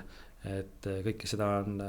on vaja, et kui väiksemas firmas see turundusjuht saab, mingitel juhtudel tegelebki kitsamalt selle turunduse poolega, et võib-olla on ka vastupidi, aga mulle tundub, et kohati, et sellises suuremas ettevõttes on sellist protsessidesse kaasatust oluliselt rohkem, et kui suur ettevõttega paratamatult tekibki see, et sul on juba kuskil analüütika, sul on teatud persoonad ja nii edasi, siis et väikses ettevõttes pead võib-olla kõike seda ise tegema, alati ei jõua, siis suur ettevõttes, kui neid asju tehakse, siis paratamatult on ju on täiesti loogiline, et kas turundus initseerib neid või siis on vähemalt kaasatud, aga igal juhul mingil kujul sa nendesse protsessidesse satud. No sa tulid huvitavasse valdkonda, et energeetika on see, mis on minu meelest viimased aastad nagu koroonagi oli umbes nagu kogu aeg olnud üleval ja just selle tõttu, et seda on vähe ja see on kallis ja samas on arenguks nagu seda ainult vaja ja kõiki need viise, kuidas võiks toota, ja mõned on saastavamad, mõned mitte ja kõik see tuuleparkide teema, et meil oli Alexela turundusjuhiga oli energeetikast palju juttu, ja siis ma ütlesin talle ka, et sa oled tegelikult nagu sattunud valdkonda, mis ükspuha, mida sa nagu teed, on mõnes mõttes juba eelnevalt inimeste poolt natuke nagu negatiivse meenestatud valdkond, et see on nagu vajalik, aga probleemne nende jaoks, sest see on kallis, et sul on nagu hästi suur, ütleme siis väljakutse, kuidas selles keskkonnas nagu tekitada, et kuulge, kõik on hästi ja siin on meie nagu, ma ei tea, nägemus ja kuidas sa sellele nagu väljakutsele vastu vaatad? Selles täiesti nõus, et kogu see valdkond on oluliselt rohkem saab tähelepanu kui võib-olla siin 5 aastat tagasi, ütleme nii, et näiteks Eestis ja üldse Baltikumis, kui me vaatame Google Trends'e, siis elektri hinnaga seotud sõna oli seal teisel kohal kokkuvõttes, et sa mäletad, mis esimene oli ka või? Kusjuures praegu ei tulnud meelde, ma üritasin meenutada, mis see esimene võis olla. Ja kodune, las vaatavad kõik, kes kuulavad seda. Ja tasub järele vaadata, aga näed, ei olnud esikohal. Ma ise nagu ei näe nii palju seda võib-olla negatiivsust, et kus nagu Enefit ma arvan, et saab sellist ka üsna palju positiivset tagasisidet on, et kuidas me anname tagasi, et loomulikult me teeme seda turunduse ja reklaami eesmärgil heas mõttes, et üle Eesti erinevad terviserajad, et jah, siin koos Merko ja Swediga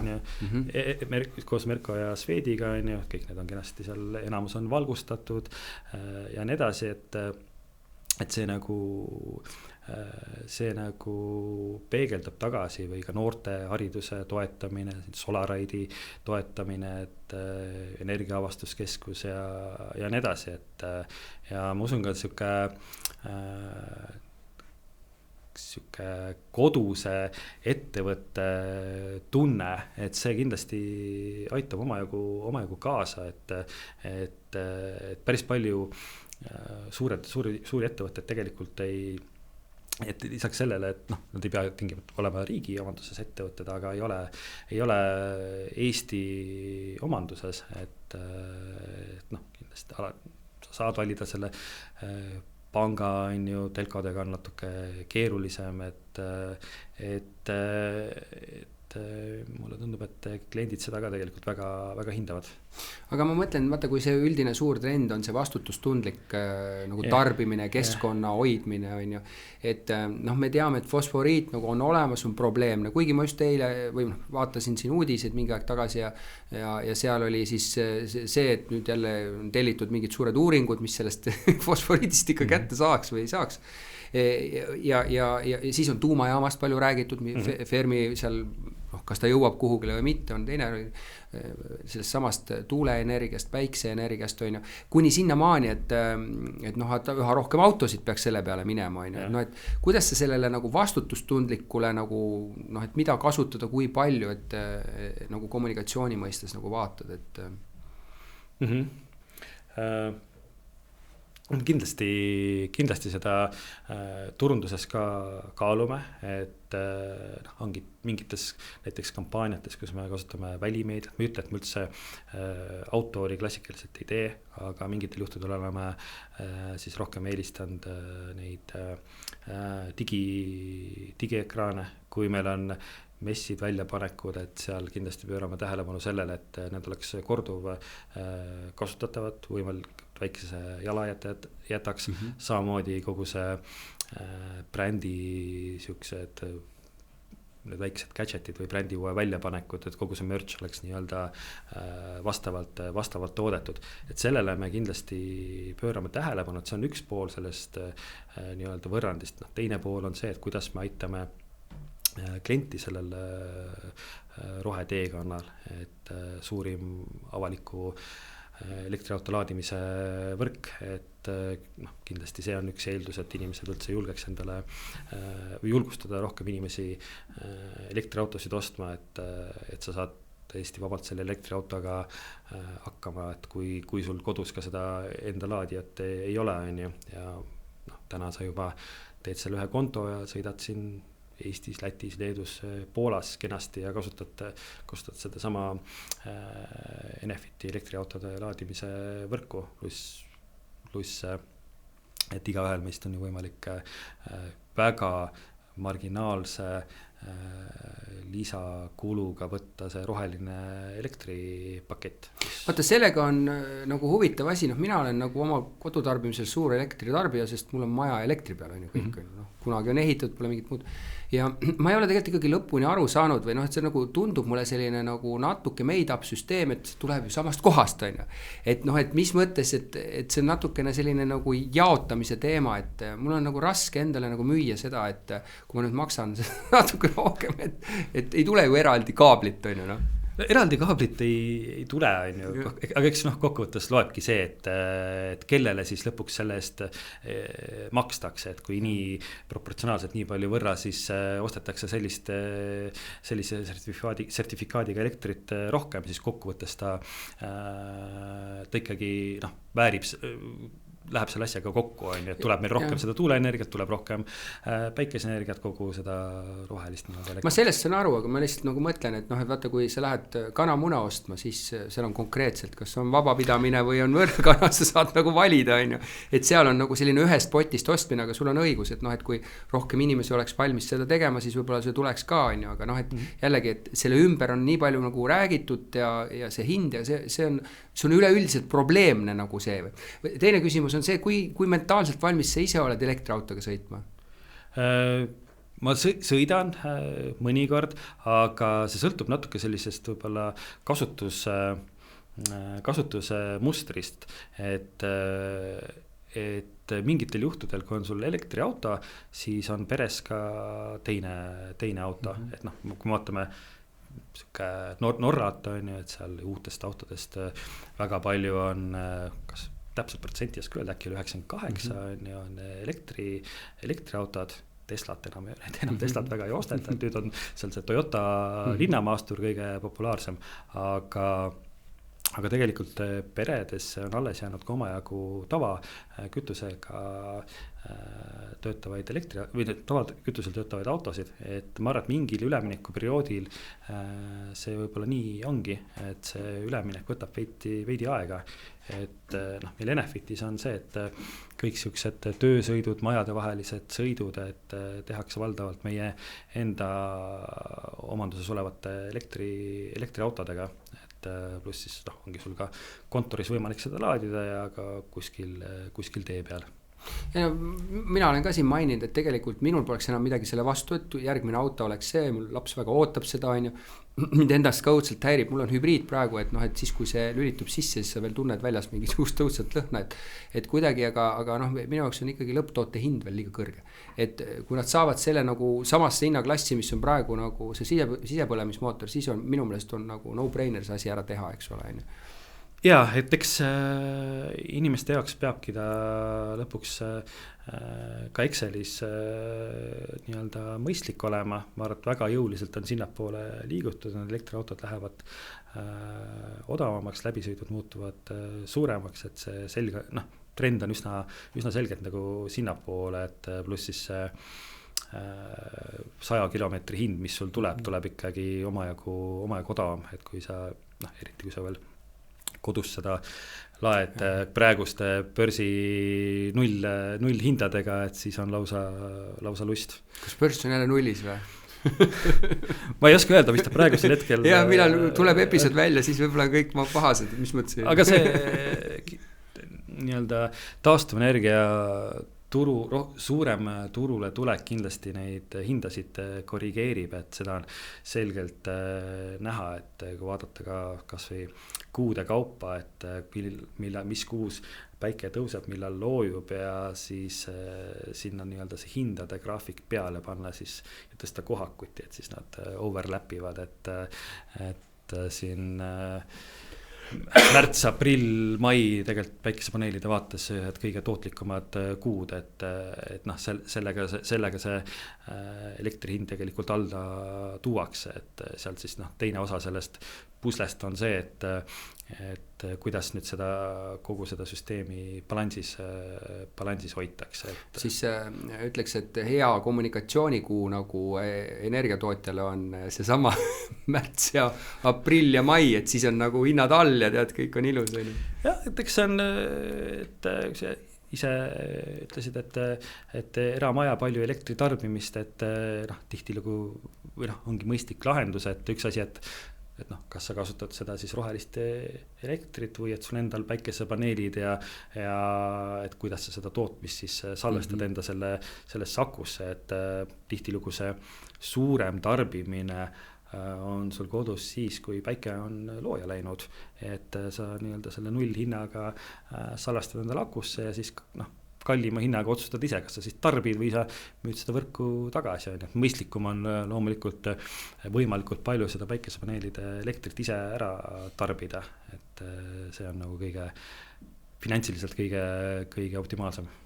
No, räägime kommunikatsioonist ka natukene, et kui sa lähed midagi tellima või mõtled oma kommunikatsiooni peale, et kas sa alustad ideest või alustad kanalist, et sa oled analüütik, huvitav oleks kuulata, mis vastus sult tuleb. Ja, võtame võib-olla siin nagu selle baaskriteerium, et sul on paigas nii-öelda see brändi positsioneering ja kõik need asjad. Aga ma arvan, et see sõltub natukene sellest valdkonnast, et kui me võtame näiteks kohalikud valimised, siis seal on üsna selge, et sul peab see kanal paigas olema, sest teatud aja hetkel... No on kinni lihtsalt. Mitte ei ole kinni, vaid on vaja pindu juurde luua välimeedias. Ja siis sa kõigepealt lähed selle meediaagentuuri juurde, paned need pinnad kinni ja siis hakkad mõtlema, et mis ma nüüd sellega teen. gamingu vaates, et seal on ka omad affiliate kanalid ja nii edasi, revenue sharing'i mudelid, et seal ka see kanal omajagu dikteerib. Nüüd teatud digiturunduse vaates, kui sul on mingid pinnad, mida sa saad kasutada ja sa siis on ikkagi võib-olla kanal paika pandud, aga siis sa mängid selle ideega, et ma ütleks, et valdavalt on see kanal eespool, võib-olla selliste eranditega, kus sul on teadmine, et sa lansseerid seda mingit uut brändi või mingit päris uut toodet, siis sa hitad sinna seda ideed ja lugu kõrvale ja saad aru nendest sihtrühmadest ja siis sa valid need kanalid, et keeruline, ma arvan, et keeruline sükest ühest vastust anda, mis nagu sobiks kõikidele ettevõtetele. No ma oleks olnud üllatunud, kui sa oleks läinud ideega mul praegu, et kuna sa oled ikkagi analüütiline inimene, eks ole, tulnud sealt taustast, siis minu meelest on loogiline, et sa nagu kanali valid on ju, ja ma olen öelnud ka, mina olen alati kanali esimene, see on nagu selge ja kanal, miks see sama, reach and frequency, et see on, mida ma ostan ja kui ma olen nii kehv, et ma ei suuda selle peale story't nagu luua, on ju, siis on see nagu, et et mina ütleks, et hea creative suudab alati ka nendest piirangutest tulenevalt, eks ole, selle teha, et ma ei näe üldse nagu põhjust, et miks me peame nagu elama mingisuguses unistuste maailmas, et teeme sihukese asja ja siis nagu lähme, et vaatame, kas üldse saame teostada, et ei tundu äriliselt üldse loogiline nagu läheb. Jah, et ma arvan, et see vastus jääb pigem sinna, et ta valdavalt on niimoodi, et võib olla ka teatud erandeid, aga ma arvan, et see on see põhiline. Ei no muidugi, et jällegi siin on näiteid, me oleme seda rääkinud siin läbi, on ju, et võib-olla ka negatiivses mõistes, aga on näited, et kui see kunagine Hansapanga, Noortepanga lansseering tehti neid graffiteid maha, on ju, see on idee, on ju, seal mis kanal, eks ole, see on järgmine tasand, on ju, et eks selliseid näiteid võib ju leida. Omatud, makstud, teenitud kanalitest nagu kombot, kui sa vaatad, et mida sa eelistad, mis järjekorras? Ma arvan, et esimeses järjekorras tuleks, sõltub jälle natuke vahenditest ja kompetentsidest, võimalikult palju seda oma kanalit ära kasutada, et paljudel ettevõtetel on see väga hästi võimalik. Teine pool ma ütleks võib-olla isegi läheksid võib-olla isegi sellisele, kus mina olen näinud, et saab väga suuri võite, et ma ei oska öelda, kuidas ma nüüd seda nagu defineerin, on kogu see SEO maksimaalne ära kasutamine. No see on ka omatud kanal, sellepärast, et SEO, sa maksad küll selle teenuse eest, aga sa ei maksa nagu kanalile seda, eks ole, nii et ta läheb sinna omatud kanali alla, eks ole, jah. Ja seal aga ma korra küsin selle kohta, ma tahtsin ka korra seda SEO-d poeda, et Erki Heinsaar, kes on MBD-s on ju, et sa kindlasti tead teda, et temaga rääkisime sellest ja tema ütles, et tema soovitus on tegelikult see, et kui sa oled ikkagi nagu hästi konkurentsitihedas valdkonnas on ju, ja sa näed, et sinna esilehele selle märksõnaga on ikkagi nagu väga pikk teekond ja väga kallis teekond, et siis ära hakka panustama sinna ja parem osta see nagu positsioon, eks ole, nagu makstud meedia läbi on ju. Kas sa jagad seda mõtet või mitte? No siin ongi kaks poolt, ongi see, kus sul on mõistlik toimetada, SEOs on igal juhul, aga kus on siis SEM-is on ju nendes mõistlik toimetada, et nad ju üksteisega natukene ka võistlevad, et jah, ma olen täiesti nõus, et teatud juhul sul ei ole mõtet SEM-iga seda võrrandit lahendada, kui sa suudad seda lahendada SEO-ga, aga SEM on siis tasutud reklaamipinnast seal samas. Vabandust, ja et üks on see, et kuidas Google leiab sind üles lihtsalt läbi selle, et sa vastad hästi nendele otsingu tingimustele ja see on terve teadus, mis seal taga on, ja teine on siis see, et sa oled maksnud selle otsingu sõna eest. Et korra gamingu juurde tagasi minnes, et gamingus on ülioluline, seal SEO tiimid on väga suured, seal hallatakse kohati sadu lehti, mis aitavad seda Google algoritmi mõjutada. Kui Google tuleb mingi järgmise uuendusega, siis on kõik nii-öelda kriisikoosolek, et mida me nüüd teeme, et sellele vastata. Aga mida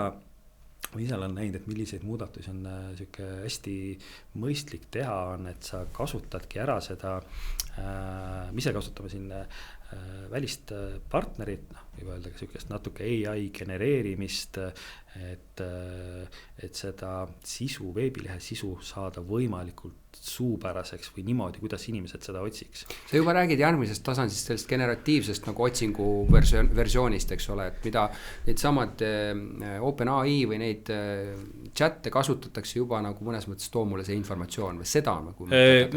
seal on, see on nagu see, jah, see järgmine tase, kui me läheme mingite blogilugude kirjutamisele ja nii edasi, aga mõtlen ka kas või veebi kogu ülesehitus, et kuidas ta vastaks sellele, kuidas inimesed päriselt seda teemat, sellest teemast räägivad või otsivad. Toon sulle mingi näite, et ma käisin siin just hiljuti ehitusmessil, et kus Enefit oli ka olemas ja siis ma tundsin huvi nende vihmaveerennide vastu muuseas on ju, noh oligi, et vihmaveetoru on ju. Ja kui seda otsida, siis sellest on võimalik väga erinevalt rääkida, et kui sa seda nimetad sademete äravoolu lahenduseks, mis on tehniliselt võib-olla õige, eks ole, jah. Et selles toote hinnakirjas ta võib nii olla ja kuskil koosolekus see tunduski väga mõistlik mõte. No vot on ju, ja siis nüüd see doktor Google ütleb, et aga rahvas arvab niimoodi, et see on veerenn sul. Ja mingi inseneri jaoks veerenn võib-olla on see, mis maa sees kuskil jookseb seal, eks ole. Ja niimoodi ma olen näinud, kus täiesti mingid ettevõtete liidivormid ja nii edasi on väga ettevõtte spetsiifilist sõnastikku kasutades, kuidas inimene tegelikult ei jõua sellele lehele, et neid muudatusi tehes sul on võimalik neid külastuste arve ja klikke 2-3 kordistada, et need on päris näited, millest ma räägin, et ma ei lähe rohkem detaili, aga et see on nagu sihuke baashügieen ja lisaks sellele, kui sa nüüd saad aru, et kuidas inimesed seda otsivad, räägivad, et mida me oleme kasutanud, ongi sellist, et see AI siis paneb sulle mingi raami kokku, et see võiks olla see sisu, millest me nüüd räägime, aga täna ikkagi peab inimene selle väga, väga põhjalikult üle vaatama, kohandama ja nii edasi. Aga kui palju tehniline SEO on nagu teema? Meta-tagid ja ma ei tea. Ja ikka see käib, see on tänapäeva siukse veebi siuke hügieeni tase, et see peab kõik olema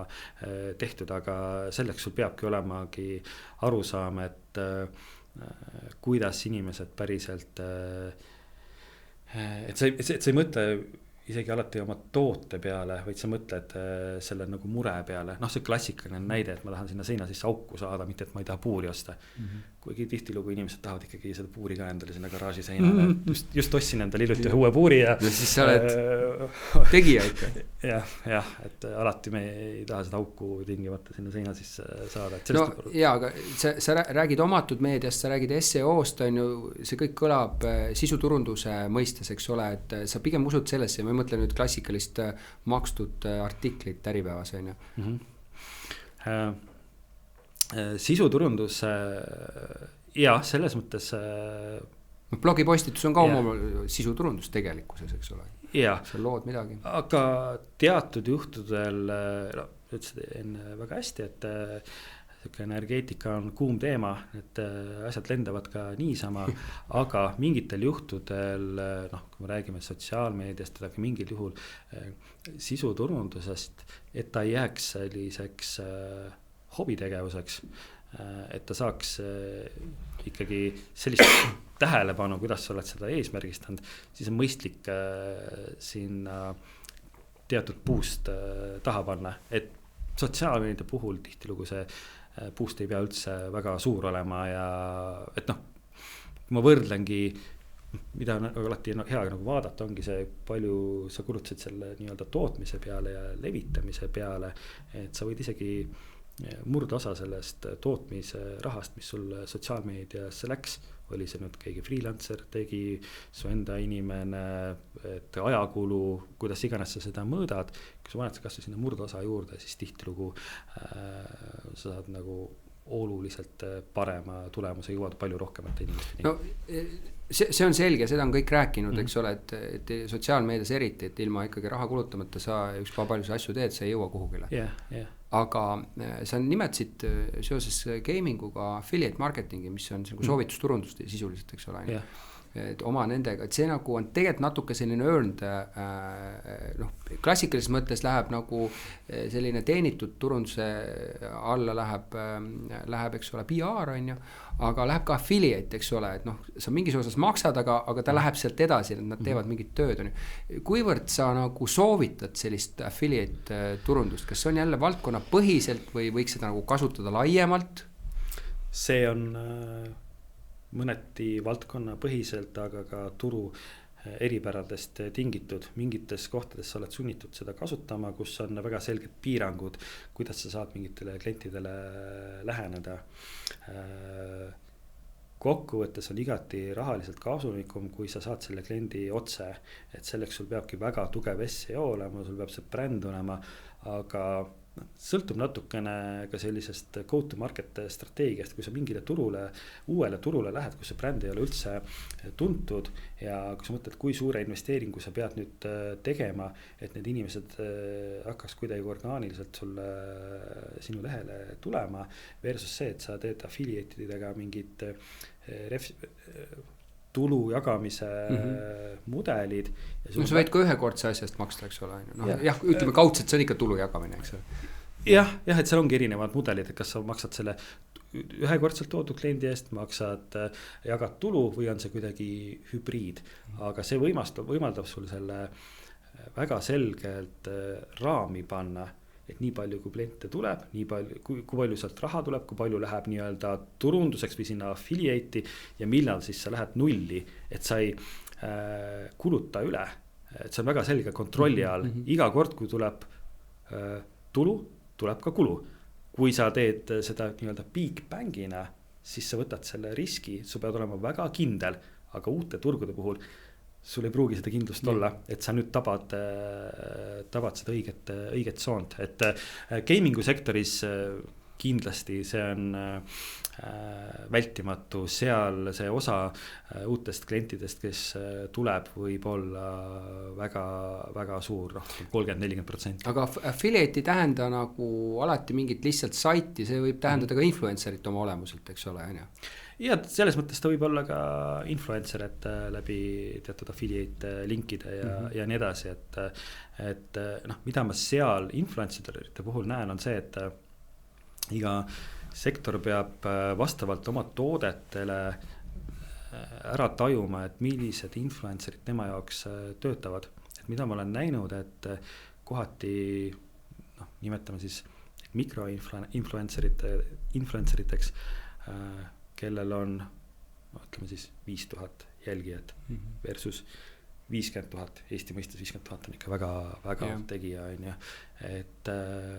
sa võid saada selle 5000 see jälgijate arvuga influenceriga sama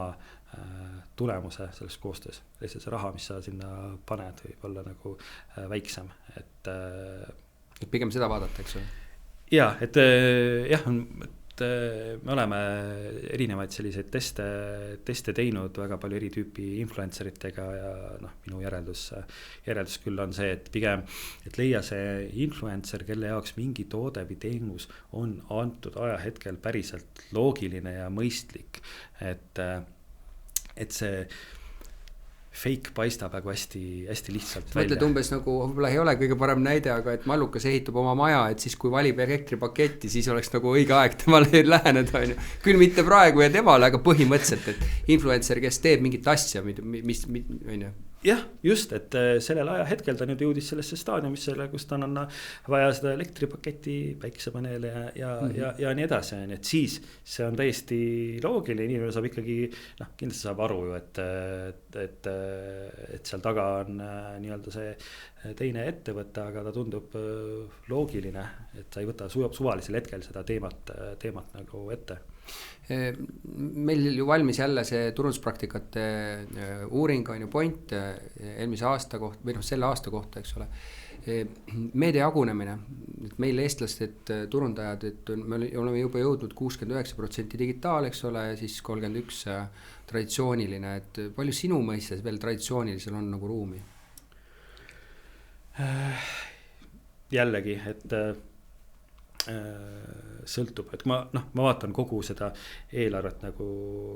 tervikuna, et ma ongi näiteks B2B-s teatud vaates need mingid üritused nagu messid ja nii edasi, aga kokkuvõttes ma näen ikkagi seda digit oluliselt suurema osakaaluga, et sul on seda võimalik agiilselt palju kiiremini juhtida, sul on võimalik seal järjest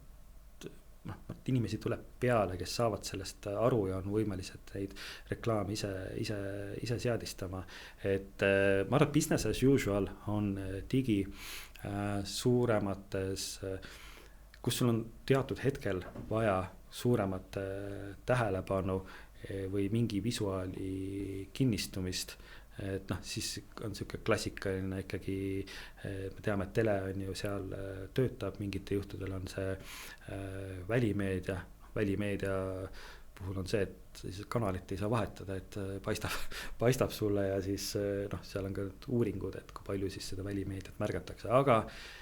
kokkuvõttes vastus, et pigem ma olen rohkem digiusku ja kohati võib-olla ka on see,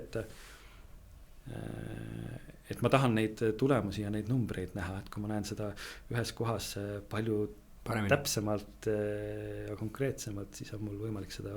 enda jaoks ja ka teiste jaoks õigustada. Kas kliendi teekonnas see kaalutlus, teadlikkus, kaalutlus, ost ja siis hilisem lojaalsus on ju, kas sul see jaguneb oma peas nagu rohkem nagu neljandiku vahel või kuidas sa nagu mõtled või sa paned kuhugile nagu traditsiooniliselt rohkem raha kui kuhugile mujale või? Sõltub sellest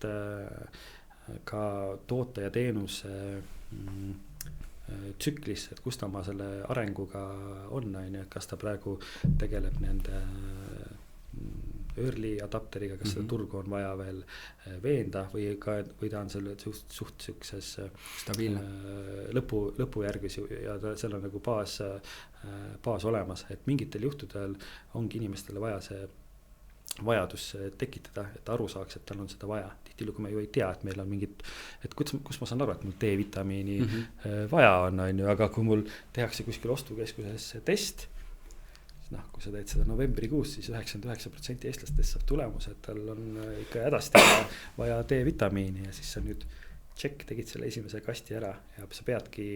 ja sealt funnelis sa viid need kliendid nüüd edasi, kuni tal lõpuks loed selle tablettide arvu seal kokku ja saad aru, et nüüd need tabletid said otsa, kui sa olid usin tarvitaja, sest me vahepeal tuletame sulle meelde, et osta nüüd uus pakk endale ja vahepeal võiksid oma lähedastele ka osta neid D-vitamiine juurde. Et see oleneb natukene, eks ole, kus valdkonnas me oleme ja mida me teeme, et siis sa vaatad nagu otsa see. Sest see aasta oli esimest korda, kui ma küsisin seda nagu tunnelit, ma varem ei ole nagu küsinud tunneli jaotust, et ega seal ikkagi tuli ju see välja, mis on nagu loogiline, et sinna sellesse esimesse etappi pannakse natuke rohkem raha, eks ole, mis on nagu loogiline, et meil see uut klienti on ikka vaja nagu tõmmata rohkem, eks ole. Ja et täiesti automüük on ju, kõik need proovisõidud sealt selle saamine, et sõltubki, kus sa teed seda uut müüki, kus sa teed lisa ja ristmüüki on ju, et telkost täna oleme pikalt rääkinud, et neil on see vaade hoopis teistsugune, et sul on võimalik teha seda elektri vaates, ma ei ütle sulle, et aga osta endale kiirem elekter on ju, aga lihtsalt aga stabiilsem elekter võid küll öelda mulle, eks ole, et kui sul ikka vahepeal ära kukub, siis on probleem. Kindlustunne, igast muud lisateenused, seal on kõik see on ju, aga see on ristmüük, telko vaates toimub see lisamüügin, et sa ostadki selle kiirema interneti ja lisaks on siis nii-öelda ristmüügina, ehk siis seal see kaar on nagu teistsugune, et sa hakkad mingist hetkest tegema tegelikult ongi see lisamüük, lojaalsus, aga tegelikult sa teed ka ristmüüki, mis kokkuvõttes tagab suurema lojaalsuse, et kui sul on ikkagi mitu teenust, sul on mingi pandeldamise lahendus tehtud, noh, mida saab ka energeetikasektoris teha, on ju, noh, Enefitis, kui sul on elektriauto, elektripakett, siis sa saad avalikus võrgus soodsamalt laadida, on ju, et see on väga, väga selgelt ju kliendile kasulik, et seda igal võimalusel loomulikult kõik ettevõtted kasutavad. Sa oled andmeusku, kuidas sa tarbijatest aru saad, kas sa vaatadki andmeid või sa kuidagi veel pead küsima midagi ta käest juurde ka, milline ta on või põhimõtteliselt, kuidas sa lähened? No vot, jällegi natuke ma vastan igale küsimusele sellele, et it depends, et teatud sektorites gamingus sa fookusgrupi väga ei tee, uuringud ka väga ei tee, et seal sa pead lähtumagi sellest mängumustrist, kasutusest, veebilis käitumisest ja nii edasi. Muul juhul ma olen väga ka selliste fookusgruppide usku, et sa pead seda kvali ja kvanti tegelikult kombineerima. Ma ei ütle, et kõigepealt oma andmed ja siis kvali ja kvant, et sellist kolm asja, et noh, ideaalis, kui sa see persoonasid teed ka, siis kõik 3 komponenti peavad olema esindatud, pluss võib-olla mingi enda kõhutunne ka, et tihtilugu sellest ühest fookusgrupist sa saadki suurema osa oma muredest lahendatud, noh näiteks kui sul ma ei tea, näiteks iseteeninduskassade nii-öelda early days, kohati need toimisid ikka üsna lohakalt, on ju, et millal sa selle kilekoti sealt kuskilt saad, kuidas see käib, on ju, et tõenäoliselt sa seal 80% probleemidest lahendadki selle, ma ei tea, 5, 6, 7 inimesega, mis sa sealt läbi lased ja saad sellest aru, et sul ei ole vaja sealt detailsemaks minna. No lõpetuseks ma küsin alati tehisintellekti kohta, me natuke oleme seda ka puudutanud, kuidas sa oled kasutanud, aga kuidas sa täna oma töös seda näed, et mida ta siis nagu aitab sul teha ja kas ta aitab midagi teha, kas sa juba kasutad, sest jällegi uuring näitab, et ainult 7% meil turundajatest mitte midagi sellega ei tee, no. Ülejäänud 93 nagu ikkagi juba kuidagi kasutab, on ju. Jah, seda SEO teemat ma juba mainisin, on ju, et seal me küll teeme seda läbi välise partneri, aga majasiseselt, kus ma näen, et see on väga mõistlik kasutada, et kui sul ongi mingi challenge teatud tootega ees, et sa proovid selle temaks kuidagi ära defineerida ja ta aitab sul lihtsalt meelde tuletada ka mingid kanaleid või põhitõdesid, millega sa siis arvestad, et noh, nii nagu tasub aeg-ajalt raamatuid üle lugeda, et nii tasub ka aeg-ajalt nõu küsida, et see on siuke päris hea selles mõttes abivahet või kuhu ma näen, et saab ka liikuda, on see, et ühel hetkel sa võtadki need uuringute andmed, mis sul on ja paned sellesse AI süsteemi kokku ja küsid täiendavaid asju. Uuringufirmad, Emor teeb väga palju järeldusi ise, aga teatud juhtudel suvalisel ajahetkel tekib nüüd see täiendav küsimus ja siis on hea, kui keegi leiab selles uuringus siis täiendavaid seoseid, et ma arvan, et see on üsna siuke, saab olema kas nüüd kullaauk, aga vestluspartner koosolekutel, kelle käest teatud asju küsida, et muidu sa pead sahmima läbi väga palju erinevaid kohtasid, et seda vastust leida, aga see AI suudab seda kindlasti paremini teha. Aitäh, Priit, oma mõtetega jagamiseks meiega ja mul oli väga huvitav, loodetavasti kuulajatel, vaatajatel oli samuti huvitav. Ja, tänud kutsumast, et väga tore oli siukses auväärses seltskonnas olla, kus on teised turundusjuhid ka läbi käinud. Ja kuulajaid vaatajaid siis kutsun üles ka järgmised episoode vaatama, et põnevad külalised ja teemad on tulekul. Aitäh! Aitäh!